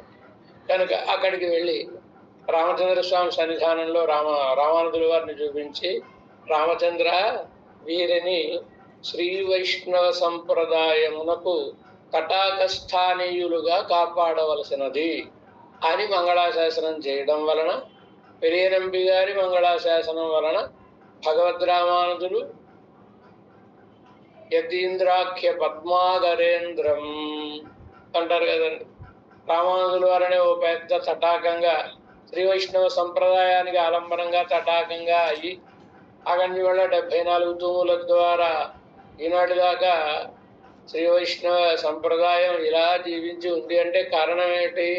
ఆనాడు భగవద్ రామానుజులు 74 ఆచార్య పురుషులను, గొప్పతనం రామానుజుల వారిది అంటే వారికి ఆచార్యులైన వారు కూడా రామానుజులు గురువు గారు అని చెప్పుకోవడంలో ఆనందమే ఉంది. రామానుజులు శిష్యుణ్ణి అని చెప్పుకుంటే ఆనందం, కానీ ఈయనకి మరి ఆదిశేషుడే కదండి రామానుజులుగా అవతరించారు. కనుక వీరికి ఆచార్యులు అని చెప్పుకోవడం కంటే శిష్యులు అని చెప్పుకుంటే బాగుంటుంది. కానీ అది అవతగా రామానుజులు వారు వాళ్ళని శిష్యులు అంటారు అనరు కదా. ఏం చేయాలి? ఆత్మావై పుత్రనామాసి అన్నారు కనుక మా కుమారులను రామానుజుల వారిని ఆశ్రయింపజేస్తామని వారి కుమారులను పెరియ నంబి గారు, పెరియ తిరుమల నంబి గారైనా సరే, తిరుక్కోట్టియూరు నంబి గారైనా సరే, పెరియ నంబి గారైనా సరే, వీళ్ళందరూ కూడా వీళ్ళ కుమారులను కూడా రామానుజుల వారిని ఆశ్రయింపజేస్తారు.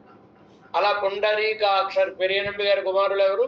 పుండరీకాక్షర్. 74 సింహాసనాధిపతుల్లో మొదటి వారు పుండరీకాక్షర్ అనేటటువంటి వారు పెరియ నంబి గారి కుమారులు. అలా ఆ ఆచార్యులు కూడా అంత ప్రేమను చూపించారు భగవద్ రామానుజులు ఎందుకు కదండి.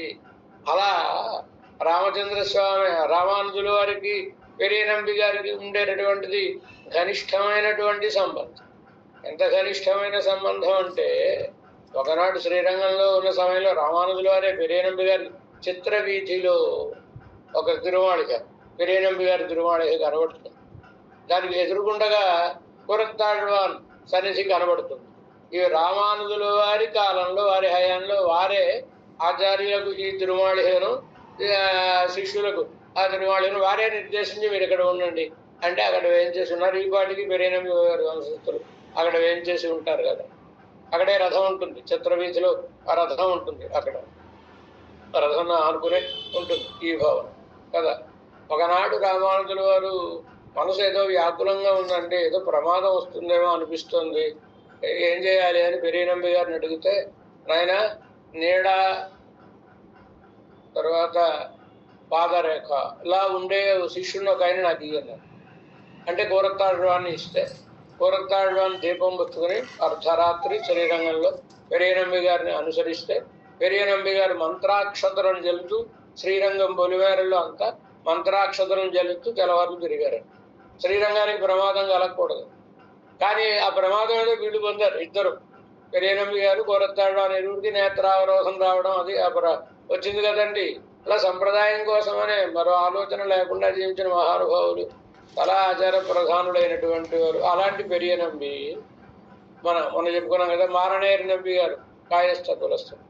వారికి పంచ సంస్కారములను, వారికి చర్మ సంస్కారాన్ని వీరే చేశారు. ఎందుకంటే వీరందరూ ఒకే ఆచార్యుల శిష్యులు గనక, జ్ఞానంలో జ్ఞాన వైసత్యం కలిగినటువంటి మహానుభావులు గనక, వారికి వాళ్ళ బంధువులు ఎవరిగా సంస్కారం లేదు గనక వీరే వారికి చర్మ సంస్కారాన్ని చేసి వచ్చిన తర్వాత రామానుజుల వారు వారిని ప్రశ్నిస్తే, రామానుజుల వారికి పెరియ నంబి గారు ఏమి సమాధానము చెప్పారో ఆ వార్తయై స్మరింపదు, ఆ వార్తను స్మరించున్నది. ఏమిటి? అదావత్ అమ్మ ఒకసారి చదివేయండి. ಅಡಿಯನ್ ಅದಾವತ್ ಅಭಿಮಾನ ಹೇತುವಾನ ஜன்மவிருத்தாதிகளின்றிக்கே ஆளவந்தார் ஸ்ரீபாதத்தை శ్రీపాదతే ఉడయ உடையவராய் அத்தியாத்மஞான பரிபூர்ண పూర్ణరాయ్ మారనేరు నమ్మిక్కు అని. ఏమిటి? అభిమాన గంధం లేని వర్ణంలో జన్మించినటువంటి వారి ఆళవందారు శ్రీపాదాలని ఆశ్రయించి జ్ఞాన వైరాగ్యాలను కలిగినటువంటి వారైన మారనేరు నంబి అనేటటువంటి వారు తమ్ముడే అంతిమ దశలే తమ యొక్క అంతిమ దశ యందు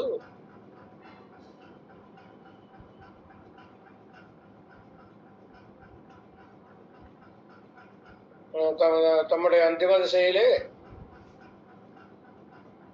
ఏముందమ్మా?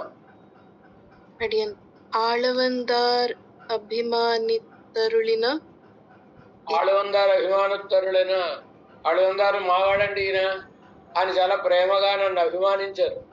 అలాంటి ఈ ఈ దేహాన్ని ప్రకృతి బంధుక్കൾ స్పర్శిక్రి చేయదని మా బంధువులు చుట్టాల వాళ్ళు ఉంటారుగా, కొడుకు మరగళ్ళు వారసులైన వాళ్ళు, అలాంటి వాళ్ళు వచ్చి ముట్టుకుంటే ఎలాగా? ఇంతకాలం ఇంత వైభవంగా బ్రతికినటువంటి జీవితాన్ని వాళ్ళు వచ్చి ముట్టుకుంటే ఎలాగా ಎಂದು అతిశంకై పడినేమో. తర్వాత మరణించిన తర్వాత నేను చూడరా ఎవరు వాళ్ళు వచ్చి మావాడేనండి అని ఏమైనా చేసేస్తే అని భయపడి ఈ దేహத்தை ప్రకృతి బంధుక్ಗಳು செய்வதன் என்று అతిశంకై పడి తర్వాతమ్మా అడియన్ சப்ரம்மச்சாரியான సబ్రహ్మచారిயான పెరియ నంబిயை பார்த்து మరి ఇంత పాటుగా ఆచార్యులు శిష్యులు సబ్రహ్మచారి కనుక పెరియ నంబి గారిని చూచి పురోడాసத்தை నాయ్కిడాదే కిడీర్ என்று అంతేనా ఉంది? పురోడాశానికి ఒక ముట్టుకోకుండా చూడండి అని అంటే జ్ఞానం లేని వాళ్ళందరూ వచ్చి నన్ను ముట్టుకోకుండా చూడండి అని అరళి చేసి తిరునాట్టుకు ఎడుందరడినారు. పరమపదించిన తర్వాత పెరియ నంబి గారు కూడా ఏముందమ్మా అక్కడ? பெரிய நம்பியும் படியே பிறர் கையாலே காட்டிக்கோடாதே தாமே అప్పుడే వాడు ఇతరుల కయ్యిలే కాటికూడదే వాళ్ళకి ఆ శరీరాన్ని ఇవ్వకుండా తామే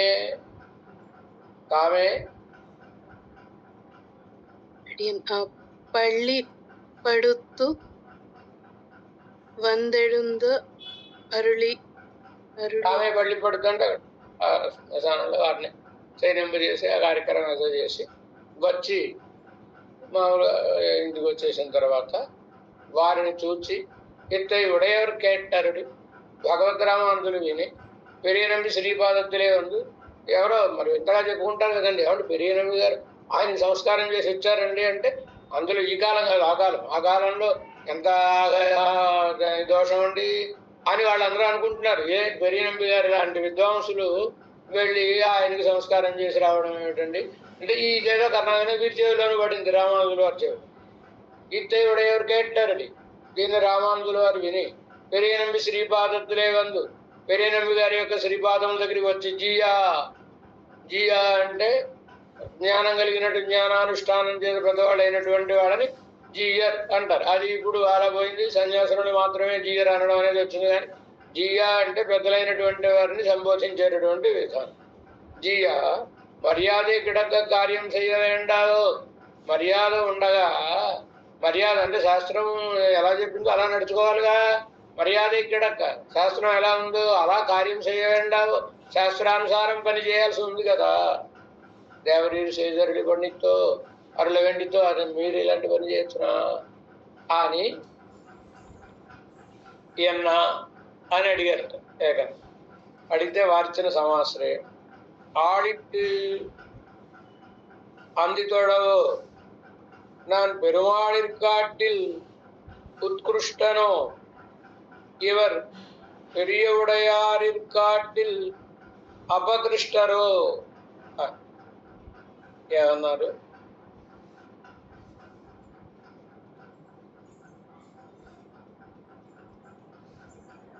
ఆడిట్టు అంది తొడవు పదాలను పట్టుకోవాలి అనడానికి శపథం చేసి వ్యక్తిని అప్పుడు పాదాలు పట్టుకోవడమా? ప్రేమతోటి పాదాలు పట్టుకోవాలని పట్టుకోవడమేనండి, అంతే తప్ప ఎవరున్నారు ఏమిటి అని చూసి అది చేయడం కాదుగా. అలాగే నేను చేసిన పని కూడా నాన్ పెరుమాడి కాటి ఉత్కృష్టను. ఏ రామచంద్రుడి కంటే నేను ఏమన్నా గొప్పవన్నా? ఈయనకు ఉన్నటువంటి జ్ఞాన అనుష్ఠానములు చూస్తే పెరియోడారి కాటిలు అపకృష్టరు. జటాయు మహారాజు కంటే వీరేమైనా తక్కువారా? రామచంద్ర స్వామి జటాయుకి సంస్కారం చేశారు కదా, నేను అంతకంటే గొప్పవాడినా? ఈయన జటాయు కంటే తక్కువ ఆయన. పైలం సుడరడి నడుమార్కడమే కడలో సేయోబాదియో. పైలం సుడరడి నడుమార్కడమైన తిరువైముడు చదవడమైనా దాని అర్థాన్ని ఏమైనా అవగతం చేసుకుని ఉండబట్టించుకోవడం ఉందా? ఆళ్వారు అరుచేద అర్థత్తై ఆళ్వార్లు అనుగ్రహించిన అర్థాన్ని సిరుదు కురయవాహిలము ఆచరిక వేండావు. ఆళ్వార్లకు ఉన్న నిష్ట మనకి లేకపోవచ్చును, ఏదో కొంచెం లోటుగా అయినా వారు చెప్పినటువంటి అర్థాన్ని మన ఆచరణలో మనం చూపించద్దా, ఆచరించద్దా? ఎందు అరళిచ్చేద వార్తై అని సాయించినటువంటి వార్త.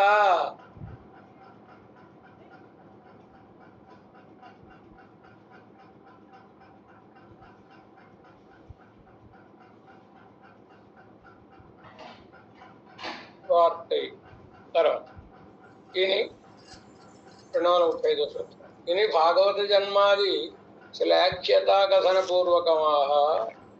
భాగవతుల యొక్క జన్మాదుల గొప్పతనాన్ని గురించి చెప్తూ అభాగవత ఉత్కర్ష నింద్యతే ప్రకాశిప్పిక్కిర.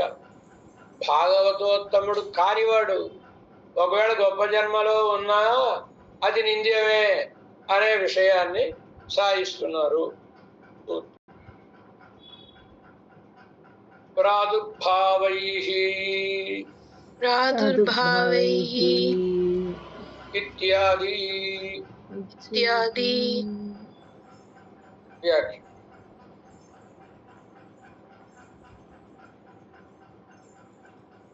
ప్రాదుర్భావైః సురనరసమో దేవదేవస్తదీయాః జాత్యా వృత్తైరభిజగుణదః తాదృశో నాత్రగర్హ.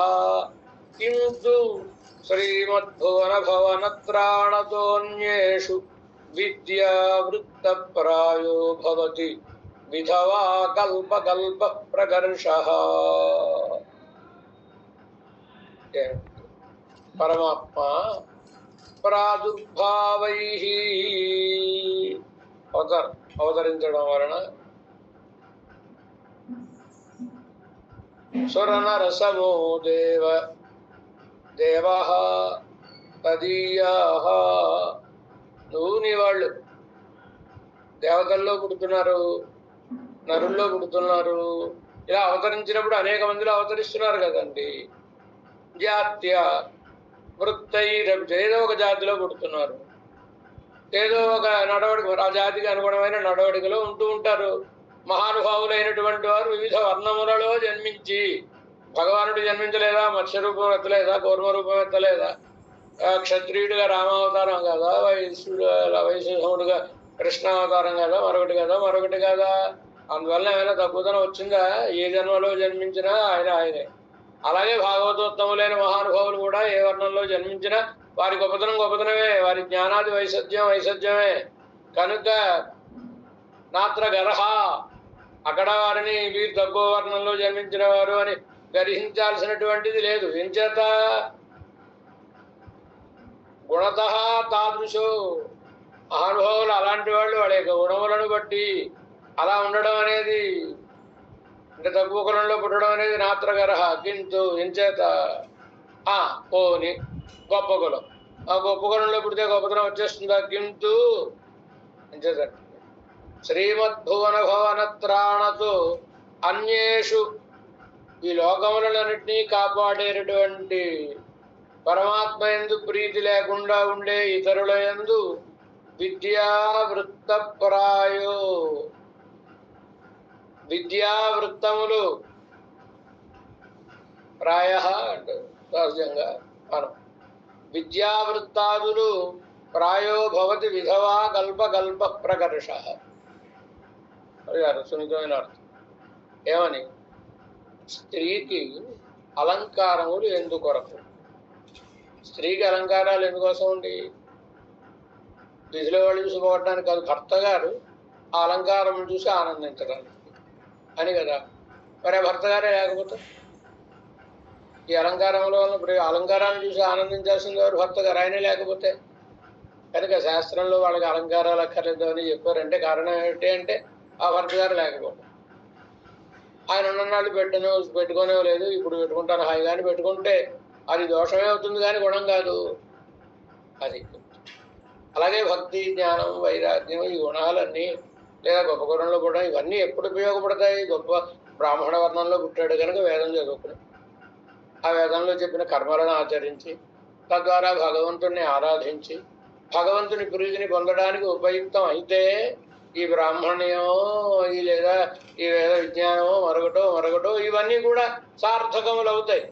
ఆ భగవంతుని ప్రీతికి కొరగానప్పుడు అంటే ఆ భగవద్భక్తినికి లేనప్పుడు ఇవన్నీ ఉన్నా వ్యర్థమే. ఎంచేత సమస్త జనానికి పద్యవరండి పరమాత్మ కదా. ఆయనకు ఆనందాన్ని కలిగించినప్పుడు ఈ ఆభరణప్రాయములైనటువంటి ఈ విద్య కానీ వృత్తం కానీ జన్మ కానీ ఇవన్నీ ఏమిటి ప్రయోజనం? ఏమి లేదు. ఆవిడ ఆభరణాలు ధరించడం లాంటిదే ఇది కూడా అని ఇందువలన అయ్యరోరుమవరధళధిపతి ఆనావన్ పరమ ప్రాదుర్భావంగళాలే తన అవతారములలో సుర నర సజాతీయనాహ అని బ్రహ్మేశ రుద్ర బ్రహ్మేశ మధ్య గణనార్కపంక్త ఇంద్రాంజత్వం అదితే తనయత్వయోగాత్ ఇక్ష్వాకువంశ యదువంశజనిశ్చహంత శ్లాఘ్యాన్యమూని అనుపమస్య పరస్య ధామ్నః గురత్తాడు. ఏమంటున్నారు? బ్రహ్మేశ మధ్య గణన బ్రహ్మ విష్ణు మహేశ్వరుడు అంటున్నారా? అంటే ఇటు బ్రహ్మ అటు ఈశ్వరుడు మధ్యలో ఈయన సమానంగా చెప్పు. సమానమా? కాదుగా. వాళ్ళ మధ్యలో పలకబడడం. గణనార్కబంతో ద్వాదశాదిత్యుల్లో ఒకడు. ఇంద్రానుజత్వం అదితే స్తనయత్వయోగ ఇంద్రుడి తర్వాత అవసరం కోసమని అదితికి కుమారుడుగా వామనుడుగా త్రివిక్రముడుగా అవతరించాడు కనుక పరమాత్మ ఉపేంద్రుడు అన్నాడు. ప్రజావతాగణంలో చేరిన వాడు అయ్యాడుగా. ఇంద్రుని తర్వాత ఇంద్రుడు తమ్ముడయ్యాడు ఉపేంద్ర. సహస్రనామాల్లో ఒక నామం ఉపేంద్ర. ఉపేంద్ర అంటే మనకు తెలియదు. కలెక్టర్, డెప్యూటీ కలెక్టర్ ఎవరు గొప్ప? కలెక్టరే గొప్ప, డెప్యూటీ కలెక్టర్ అంటే. అలాగే ఇంద్ర ఉపేంద్ర ఎవరు గొప్ప? ఇంద్రుడే గొప్ప అనడానికి వీల్లేదు. అక్కడ ఉపేంద్ర అంటే డెప్యూటీ అని అర్థం కాదు. మరి ఏం చెప్పాలి? ఉపగత ఇంద్రం ఉపేంద్ర అంటారు అక్కడ భాష్య భట్రవారు భాష్యంలో. అంటే ఇంద్రుణ్ణి ఆయన తమ్ముడుగా సమీపించినవాడు. ఇంద్రుడికి అంత శక్తి లేదు. నువ్వు నా తమ్ముడుగా పుట్టవాయా అంటారు. ఈయన అనుగ్రహించదలుచుకుని పుట్టాడు ఆయనకి తమ్ముడు కింద. ఆయన ఉపేంద్రుడు అని మీరు అనుకుంటారేమో. అతీంద్ర ఇంద్రుణ్ణి అతిశయించి ఉండేటటువంటి వైభవాన్ని గలవాడు. తర్వాత మరొక నామం కదండి. అలా భగవానుడు ఇంద్రానుజత్వం అదితే స్తనయశ్చయోగ అదితి కుమారుడుగా పుట్టాడు కనుక ఇంద్రుడికి తమ్ముడు అవుతాడుగా ముందు పుట్టిన ఆయనకి. మరొకటి ఇక్ష్వాకు వంశ యదువంశజనిశ్చ ఇక్ష్వాకు వంశంలో పుట్టాడు రామచంద్రుడుగా. యదువంశంలో పుట్టాడు. తేడా ప్రతిదీ తేడా చూపించకపోతే లాభం లేదండి. ఎప్పుడు స్టీరియో టైపులోనే ఉంటే మనకి ఆసక్తి ఉండదుగా. రామావతారంలో పెద్దవాడు, కృష్ణావతారంలో చిన్నవాడు. మొదటివాడు ఏదండి, కృష్ణావతారంలో చిన్నవాడు. ఇక్ష్వాకు వంశ యదువంశజనిశ్చహంత ఎక్కడ పుట్టిన శ్లాఘ్యాన్యనుపమ. సాటి ఉందా? రామచంద్రుడికి సాటి ఉందా? కృష్ణ భగవానుడికి సాటి మరొకళ్ళు ఎవరైనా అన్నదమ్ములో మరొకళ్ళు ఎవరైనా ఆ లోకంలో పుట్టిన వాళ్ళు, ఆ వర్ణంలో పుట్టిన వాళ్ళు, ఆ వంశంలో పుట్టిన వాళ్ళు ఎవరైనా సాటి ఉన్నారా? అనుపమాని పరస్యధామ్న. సాటి లేదు. ఆయన ఎక్కడ పుట్టినా ఆయనే. పరమాత్మ పరమాత్మయే. మనం అప్పుడప్పుడు ఈ లోకంలో కూడా చూస్తూ ఉంటాం కదండి. ఆ కలెక్టర్ గారు ఎవరు ఏదో మామూలు బట్టల్లో వెళ్ళిపోయి ఆ కొట్టు దగ్గర అడిగిన వెంటనే వాడు ఏదో చెప్పగానే వెంటనే ఆ ఆఫీసర్ని పిలిచి వీడిని ఊస్తే ఏదో చెప్పారు, ఇలా వింటూ ఉంటాం కదా మనం. కనుక ఏ రూపంలో ఉంటే మాత్రం ఏంటి వాళ్ళ అధికారాలు వాడు. అలా పరమాత్మ ఏ అవతారం ఎత్తితేనే ఎందులో పుడితేనేమి ఆ గొప్పతనమైన నాత్ర గరహ దాని వ్యాఖ్యానం అనమాట. కనుక ఇదేమి అందువల్ల లోపమేమీ లేదు. ఇందువలన అయ్యర్వరు అమరర్హళ అధిపతియాన నిత్యసూరి పరిషన్ నిర్వాహకుడైనటువంటి అవన్ ఆ పరమాత్మ ప్రాదుర్భావంగళాలే తన అవతారముల చేత దూర నర సజాతీయాహారిత్యం దేవతలతో మానవులతో సమానమైన వర్ణంలో జన్మించిన వాడు అవుతాడు, జాతిలో వర్ణించిన వాడు అవుతాడు. తదీయరు అలాగే మరి భగవంతుడు అక్కడ వచ్చి ఊరుకుంటాడండి. ఆయన వెనకాల ఆయన పారిషదులు వాళ్ళు రారు. కనుక వాళ్ళు కూడా ఈ లోకంలో వచ్చి అవతరిస్తూ ఉంటారు. భరతుడు, లక్ష్మణుడు, శత్రుఘ్నుడు ఎవరండి?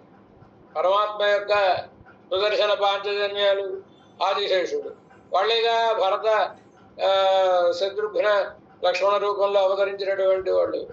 కనుక తదీయరం ఆ భగవంతుడి భక్తులు కూడా వాళ్ళే అనే మామూలుగా అయినా తదీయరం భగవద్భక్తులైనటువంటి వాళ్ళు కూడా జాతీయాలు, జాతి చేత ఏ జాతిలో పుట్టిన వృత్తంగళాలు ఎలాంటి నడవడిక కలిగిన వాళ్ళైనా గుణత్తాలం గుణము చేత అప్పటి ఇతర సమరాయ్ ఇరుపరిహళు భగవంతులాగే వీళ్ళు ఇతరులతో సమానంగా కనబడుతూ ఉంటారు.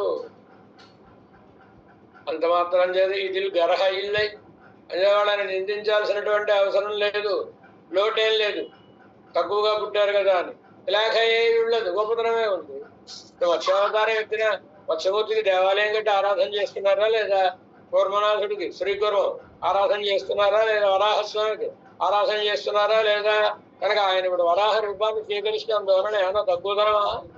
మనం గొప్ప రూపాన్ని స్వీకరించినా గొప్పతనం, లేకపోతే తక్కువతనం. ఆయన ఏ రూపాన్ని స్వీకరించినా గొప్పవాడు కనుక గొప్పతనం. కనుక శ్లాఘ ఏ ఉండదు, శ్లాఘింపబడదగిన కీర్తి ఏ ఉంటుంది. ఉభయరు పరమాత్మ పరమాత్మ భక్తులు. ఇప్పటి నిగ్గిరదు ఇలా ఉన్నది.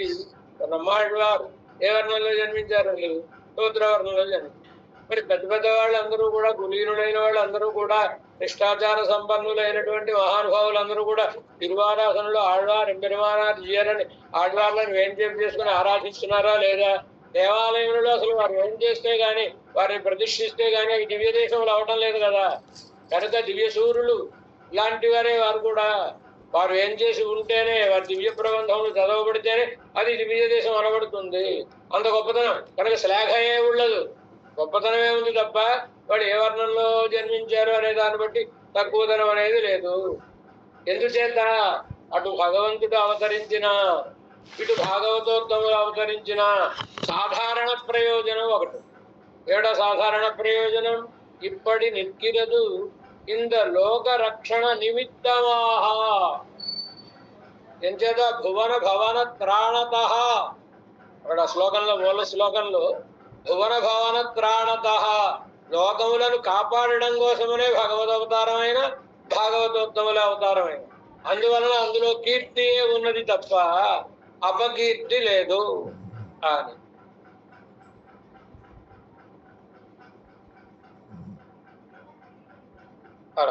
దీని ఇక అభాగవతర్ పక్కల్ ఉండాన, అభాగవతులైనటువంటి వాళ్ళ దగ్గర ఉన్నటువంటి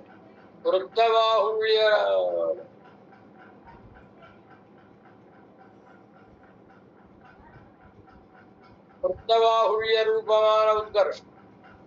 ఇంకా అభాగవతులైనటువంటి వాళ్ళ దగ్గర ఉండే నవో ఆయన రోజు 14 సార్లు స్నానం చేస్తాడండి, వాడిని ముట్టుకోడండి, అసంట అంటాడండి, ఇలా లేదా చదువుకున్నాడండి, ఇలా విద్య వృత్తం ఇవో అధికంగా ఉండడం అనే ఉత్కర్షం ఎలాంటిది? ఆయన మనసులో భగవాను భక్తి లేదనుకోండి, అది విధవాలంకారం లాంటిది అని చెప్పారు కదా. விதவாலங்காரம் போலே நெஞ்சமாக நின்றது என்பது.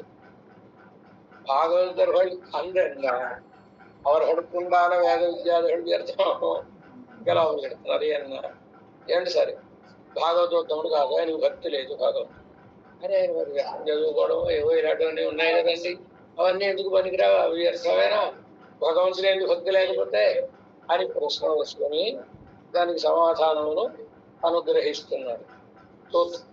భాగవతనన్రికే வேதார்த்த ஞானாதிகளை உடையவன் குங்குமம் சுமந்த கடுதையோபாதி என்று சொல்லா நின்றதிரே. శ్రీనములై ఆచార్యుల దగ్గర మోక్షపడి తిరుమంత్రార్థం, రహస్య గ్రంథాలు, కాలక్షేపములు, భగవద్ విషయం కాలక్షేపం అయి ఇలా ఇప్పుడు 2 పద్ధతులు ఉన్నాయి. భగవద్ విషయం అయిన తర్వాత రోజు సేవించడం అనేది ఒక పద్ధతి. అంత జ్ఞానం కలిగిన తర్వాత సేవించాల్సిన గ్రంథం, వాళ్లకు మాత్రమే చెప్పవలసిన గ్రంథం, ఈ సభల్లో ఉపన్యాసాల్లో చెప్పాల్సిన గ్రంథం కాదు. ఎంచేత బయట బాహిరంగా ఉండేవాళ్ళు ఇంత సంస్కారం అనుకుని ఉండరు కదా, వాళ్ళకి మాటలు వింటే మనసు నొచ్చుకునే. కానీ తత్వాన్ని చెప్పాలి కనుక, మన వాళ్ళు అనుకున్న వాళ్ళకి తత్వాన్ని చెప్పాలి కనుక ఇక్కడ తత్వాన్ని వారు అనుగ్రహిస్తున్నారు. అంతే ఎవరినో నిందించడం మరొకటం ఉద్దేశం కాదు. నహిందా నిందితం ప్రభుత్వానికి నిందాధికరం ప్రశంసించాలి. నహిందా న్యాయం ఎక్కడ సరండి ఏమంటున్నారు. భాగవతానందికే భగవంతుని భక్తి లేనివాడై ఉండి వేదార్థ జ్ఞానాది వేదార్థ జ్ఞానాదులు అవి అన్ని కలిగినటువంటి వాడు ఎలాంటి వాడు అంటే కుంకుమం సుగంధ కడుదయోపాది, కుంకుమ పువ్వు బస్తాలను మోసేటటువంటి గాడిదలంటూ వాడు. ఎందుకు చల్లానింపదులే అని చెప్పబడుతోంది కదా, అని ప్రమాణం. చతుర్వేదరో విప్రో వాసుదేవం న విందతి వేదపార పరాక్రాంతః తవై బ్రాహ్మణ ఇంకో పాఠం కూడా ఈ బ్రాహ్మణ అనే శబ్దాన్ని తొలగించి వేదభార పరాక్రాంత సవై కాశ్మీర గర్దభ అన్న. ఎందుకు ఆ మాట నోటితోడు అనడం అని మనవాడి ఇంకొక పాఠం చెప్పాను. కాశ్మీర గర్దభ అది ఏదైనా అర్థం. చతుర్వేద ధరో విప్రో 4 వేదాలనే బాగా ధరించిన విశేషమైన జ్ఞానం కలిగిన వాడై ఉన్నప్పటికీ వాసుదేవం నవిందతి పరమాత్మను తెలుసుకోలేదనుకోండి, వేదం చదివిన ప్రయోజనం నెరవేరలేదని అర్థం.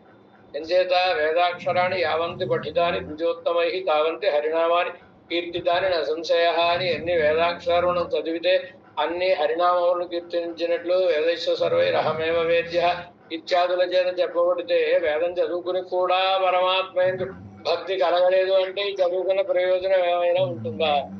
ఏ ఉండదు. ఎలాంటి వాడైనా అంటే వేదభార పరాక్రాంత ఏమిటి మరణించేదాకా వచ్చేదాకా వల్లించాలి, వచ్చేదాకా వల్ల వేస్తూ ఉండాలి అంతే. వేదనది మర్చిపోయే ప్రమాదం ఉంటుంది కనుక అది వేదభారం, దాన్ని అలా భరిస్తూ ఉండడమే. కానీ దాని ప్రయోజనం ఏమిటి? పరమాత్మని తెలుసుకోవడం అని కదా. అది మాత్రం ఈయనకి కలగలేదు. కలగకపోతే ఇంక భారమే మిగులుతుంది కదా. కనుక వేదభార పరాక్రాంత సవై ఏమని చెప్పాలి? బ్రాహ్మణ గర్దభాహ. బ్రాహ్మణ వంశంలో జన్మించినా గాడిదోడు సమానం. గాడిదని ఎందుకు పోల్చారు అంటే కుంకుమం సుగంధ కడుదయోపాధి అని అర్థం. కుంకుమ చాలా ఖరీదైనదండి కుంకుమ పువ్వు. ఆ కుంకుమ అంటే కుంకుమ పువ్వు.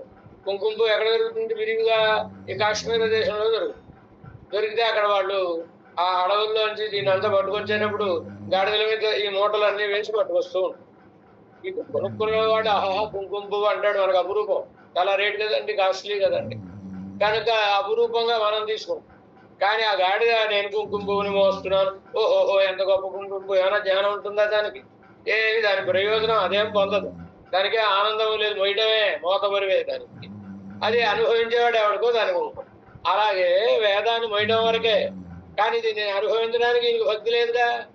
అనుభవించాలంటే భక్తి ఉంటే కదా అనుభవం చిక్కినట్టు అర్థం అనే ఉద్దేశంతో వేదమునకు తాత్పర్యమైన భగవజ్ఞానాదిகள் ఇల్లామయాలే భగవజ్ఞానాదులు లేకపోవడం చేత భాగవతానందుకే భగవంతుని ఎందుకు ప్రీతి కలిగిన వాడు కాకుండా వేదాధ్యయనతోడే వేదాధ్యయనంతో அதில் స్థూలార్థ జ్ఞానాదిகளை ఉడయనాయిర్గోన్ స్థూలమైనటువంటి జ్ఞార్థ జ్ఞానాదులు కలిగినటువంటి వేదం కూడా చెప్పినప్పుడు ఇప్పుడు దేవతల రూపంలో చెప్తుందండి. దేవతల రూపంలో చెప్పినప్పుడు అక్కడ దేవత అనే అర్థమా, దేవతాంతర్యామి పరమాత్మ అని అర్థమా? అది యజ్ఞయాగాదులను నిర్వహించినప్పుడు దేవతా పర్యంతం వరకే శబ్దం ఆగిపోతుందా, దేవతాంతర్యామి పరమాత్మ పర్యంతం పెడుతుందా? యజ్ఞయాగాదులు అన్నీ ఏమిటి? దేవతాంతర్యామిత్వేన పరమాత్మ ఆరాధనమేని కదా పూర్వభాగం వర్ణించేటటువంటిది అని అది ఆయా ప్రకరణాలను బట్టి నిర్దేశించుకోవాలి. అవతల వసగబడే ఫలప్రధాన సామర్థ్యం ఈ దేవతా శరీరానికి ఉందా, లేదా పరమాత్మ మాత్రమే ఇవ్వగలిగిన ఫలమాయి అప్పుడు ఈ దేవతను స్తుతించినటువంటి ఈ మాటకు అర్థమేమిటి అంటే ఇది పరమాత్మ పరంగా పరమాత్మకు శరీరభూతుడి ఈ లోపల ఉన్న పరమాత్మను కీర్తించుట అర్థం. అలాగే మనకి భాగవతాదులలో గాని విష్ణు పురాణాదుల్లో గాని ఇతర దేవతల్ని స్తోత్రం చేయడం వస్తుంది. వచ్చినప్పుడు అక్కడ అందుకనే వ్యాఖ్యానంలో విశేష ప్రతిపత్తి అనడంలో అర్థం. ఆ వ్యాఖ్యానములను సేవిస్తే కానీ అది బయటకు కనబడేటటువంటి ఆ దేవత స్తోత్రం కాదు, లోపల ఉంటే పరమాత్మ పర్యంతము చేసిన స్తోత్రము, ఆయన దృష్టిలో పెట్టుకుని చేసిన స్తోత్రం, లేకపోతే పరమాత్మగా అన్వయించాల్సినటువంటి వర్ణనలన్నీ ఆ స్తోత్రాల్లో వస్తూ ఉంటాయి. అవన్నీ చాలా జాగ్రత్తగా గమనించాల్సినటువంటి విషయములు కదా. వీళ్ళు ఏమైంది ఇప్పుడు స్థూలార్థమే ఆ బయట కనబడేటటువంటి వ్యక్తిని చెప్తోంది ఈ మంత్రం, అంతవరకే అనుకుంటున్నారు తప్ప దాని లోపల ఉండే అపర్యవసాన వృత్తితో పరమాత్మ పర్యంతం ఈ శబ్దం చెబుతోంది అనేదాకా వెళ్ళడం లేదు వాళ్ళు. కనుక అలాంటి వాళ్ళు భోగిహడాయిరుప్పార్వీరంలో భోగ పురుషులు ఆదరించేటటువంటి పరిమళ ద్రవ్యమాన కుంకుమత్తై పరిమళ ద్రవ్యమైన కుంకుమ పువ్వును సుమందు తిరియాలెక్కచ్చేది తన మీదే వేసుకుని మోసుకుని తిరుగుతూ ఉన్నప్పటికీ అసిన్వాసి అరియాద కడు తెప్పోలే మాసిన బట్టలు మూటపడేసినా ఒకటే, కుంకుమ పోడేసినా ఒకటే. దానికి ఏమైనా ఇది కుంకుమ పోని ఆనందం ఉంటుందా? అయ్యో మాసిపోయిన బట్టలను ఏముండదుగా. అలాగే వేదం చదివినా అందులో ఉండే అర్థాన్ని పొందకపోతే ఇంతే. పూర్వోత్తర భాగం గడాలే పూర్వోత్తర భాగముల చేత ఆరాధన స్వరూపద్దయ్యం భగవద్ ఆరాధన స్వరూపమును ఆరాధ్య స్వరూపద్దయ్యం ఆరాధ్య స్వరూపమును ప్రతిపాదించుకొనుచూ వచ్చి భగవదేక పరమాయిరుక్కిర వేదస్య సర్వైరహమేవ వేద్య అన్నాడు కదా. భగవంతునే వర్ణించుటను లక్ష్యంగా కలిగి ఉన్నటువంటి వేదమాహిర విలక్షణ వస్తు భారత్. వేదం అనే విలక్షణమైన ఎంత భాగ్యం ఉండాలండి వేదాన్ని చదవాలంటే. దాన్ని అలా శృద్ధి కదా, కనుక మన పుస్తకాపేక్ష లేకుండా దాన్ని ఎరిగించాలంటే ఎంత భాగ్యం ఉండాలి. ఇంత ఉన్నా అర్థై ఇనియ సువందుకొండు ఇరుగ్గచ్చేదే దీనిని అంతటినీ బాగా ధరించి ఉన్నప్పటికీ అది సువడరియాద దాని యొక్క పరిమళం తెలియని దానిలో సారభూతమైన పరమాత్మను గురించి తెలియనటువంటి బ్రాహ్మణ గడుదై బ్రాహ్మణ అని వేదోపబ్రహ్మణమాన ప్రమాణం సొల్లానిందగిరే అన్వై వేదాన్ని విశదీకరించేటటువంటి పురాణం చెప్పుతున్నది కదా అనుట అను.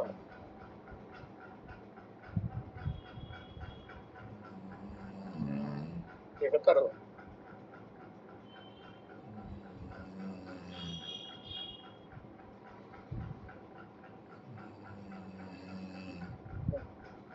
మళ్ళీ రేపటి దినమ్మా అనుసంధానం చేసు కోదురుడ తిరియన్ గోరకులు కమలాదర్ వీధులు తిరుమలయాழ்வார் செழுங்குருமணவாளர் போதறிய புகழ்திருநாவுடைய பிராந்தாதருடன் போத மணவாளமணி பொன்னடிகள் போற்றுவனே வாழியுலகாசிரியன் வாழியகுலம் வாழி உடும்பை என்னும் மாநகர் எனும் சூழ்ந்திருக்கும் இருப்பு போது உடும்பையிலகாசிரியன் அருளியது மறவாத வெம்பெருமான் நீதியுழுவா சிறுநந்து மாமறையின் பாதம் தொழுவார்க்கு வஹரா உயர். వాళ్ళు ఎవరైనా ఉన్నారా? ఎవరైనా ప్రశ్న అడుగుతారా? ప్రశ్నలు కరీంనగర్ గోష్ఠిలో వాళ్ళు ఎవరైనా ప్రశ్నలు అడిగేవాళ్ళు ఉన్నారా? అడియన్ మధుసూదన్ గారు అర్థం చేస్తారు కదా. ఇప్పుడు మధుసూదన్ గారైనా మరి మిగతా వాళ్ళు కూడా ప్రశ్న అడగాలంటే అది అవగతమై ఉండాలి కదా. అలా ఎంతమందికి అర్థమైంది అనే ఉద్దేశం. ఎప్పుడు మధుసూదన్ గారైనా అంటే రెండు అర్థాలు. ఎప్పుడు మధుసూదన్ గారైనా గౌడు లేరా అని ఒక అర్థం. ఎవరైనా ఉన్నారా? లేకపోతే మధుసూదన్ గారు ఇప్పుడు ఎవరు లేకపోతే చివరి ఆప్షన్ ఆయనే అడుగుతారు. ఒకవేళ రోజు మధుసూదన్ గారిని అడుగుతున్నారు, మమ్మల్ని అడగటం లేదు అనుకోవద్దు. ఎవరైనా ఉంటే చేయొద్దండి, వాళ్ళే అడగచ్చు, ఇబ్బంది లేదు.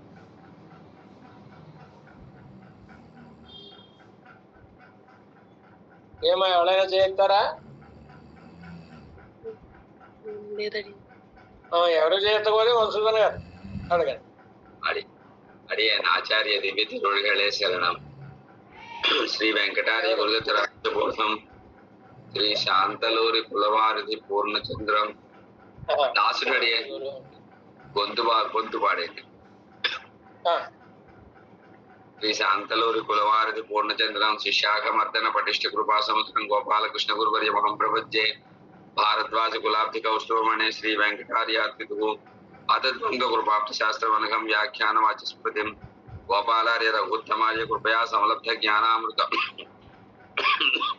వేదాంతత్వయ పారగం గురువరం గోపాలకృష్ణం భజే. శ్రీమాన్ స్వామివారి శ్రీచరణాత్యంత శతాధిక సాష్టాంగ దండ ప్రణామాలు ఆచరిస్తూ స్వామివారు అనుగ్రహిస్తూ అద్భుతంగా మూడు రకాలైన ఆ పెరుమాళ్ళు స్వీకరించిన భోజనం గురించి అనుగ్రహించారు. మా భారతం నుంచి శ్రీరామాయణం నుంచి వాటికి 3 పేర్లను అనుగ్రహించారు. అవి ఏ ఏ సందర్భాలలో స్వామి స్వీకరించినవి అని అనుగ్రహించారు. 3 రకాల స్వామి స్వీకరించిన కైంకర్యం. ప్రసాద్ గారు. స్వామి దాసోహాలు సమ్యక్య భోజనము ఒకటి స్వామి అందులో అది శబరి దగ్గర తీసుకున్నారు అని. తర్వాత సహభోజనము, అది ఆ సహభోజనము హనుమాన్ ఆంజనేయ స్వామికి ఇచ్చింది ఆలింగనము. సగుణ భోజనము విదురుల దగ్గర తీసుకున్న భోజనం సగుణ భోజనం అని సాగించారు. అవునండి.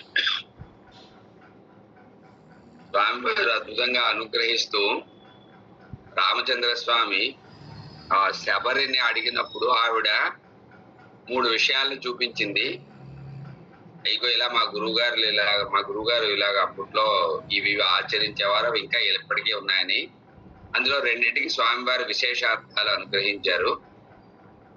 ఆవిడ వేటిని చూపించింది, వాటి విశేషార్థాన్ని స్వామివారు ఏమని అనుగ్రహించారు?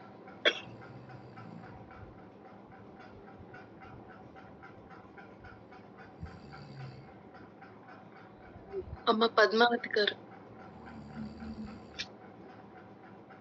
అడియన్ దాసోహం. శబరి హోమగుండంలోని అగ్నిని చూపించింది. తడి బట్టలు ఆరేస్తే తడిగా ఉన్నాయని చూపించింది. 7 గుండములు చూపించింది. తడి బట్టలు శేషత్వంగా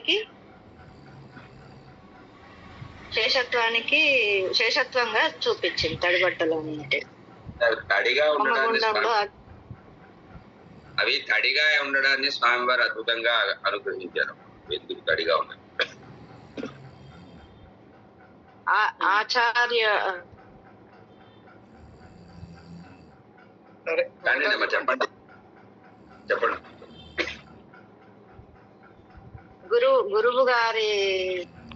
గురువు గారు అప్పుడు వేసినవి ఆ నిష్ఠ అలాగే ఉంది అని చెప్పడానికి బట్టలు అలాగే తడిగా ఉన్నాయి. ఇంకెవరికైనా అవకాశం ఇవ్వండి అమ్మా. స్వామివారు అద్భుతంగా అనుగ్రహించారు. ఇంకెవరైనా చెప్తారా పూర్తిగా? ఒకటి హోమాగ్ని గురించి, 2 వస్త్రాలు తడిగా ఉండకుంటే స్వామివారు అద్భుతంగా అనుగ్రహించారు.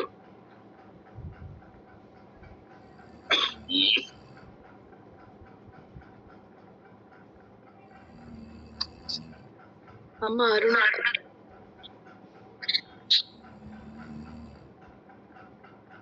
మీ మైక్ చేసుకోవాలండి.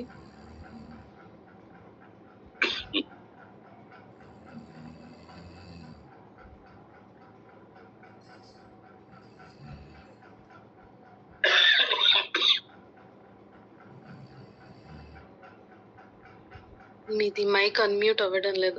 అమ్మ భవానీ గారు చెప్తారండి.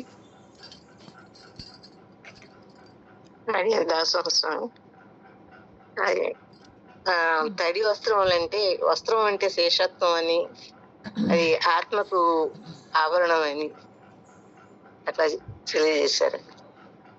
ఇంకా అద్భుతంగా అగ్ని ఉండాలేమో, అగ్ని అంటే జ్ఞానం అని.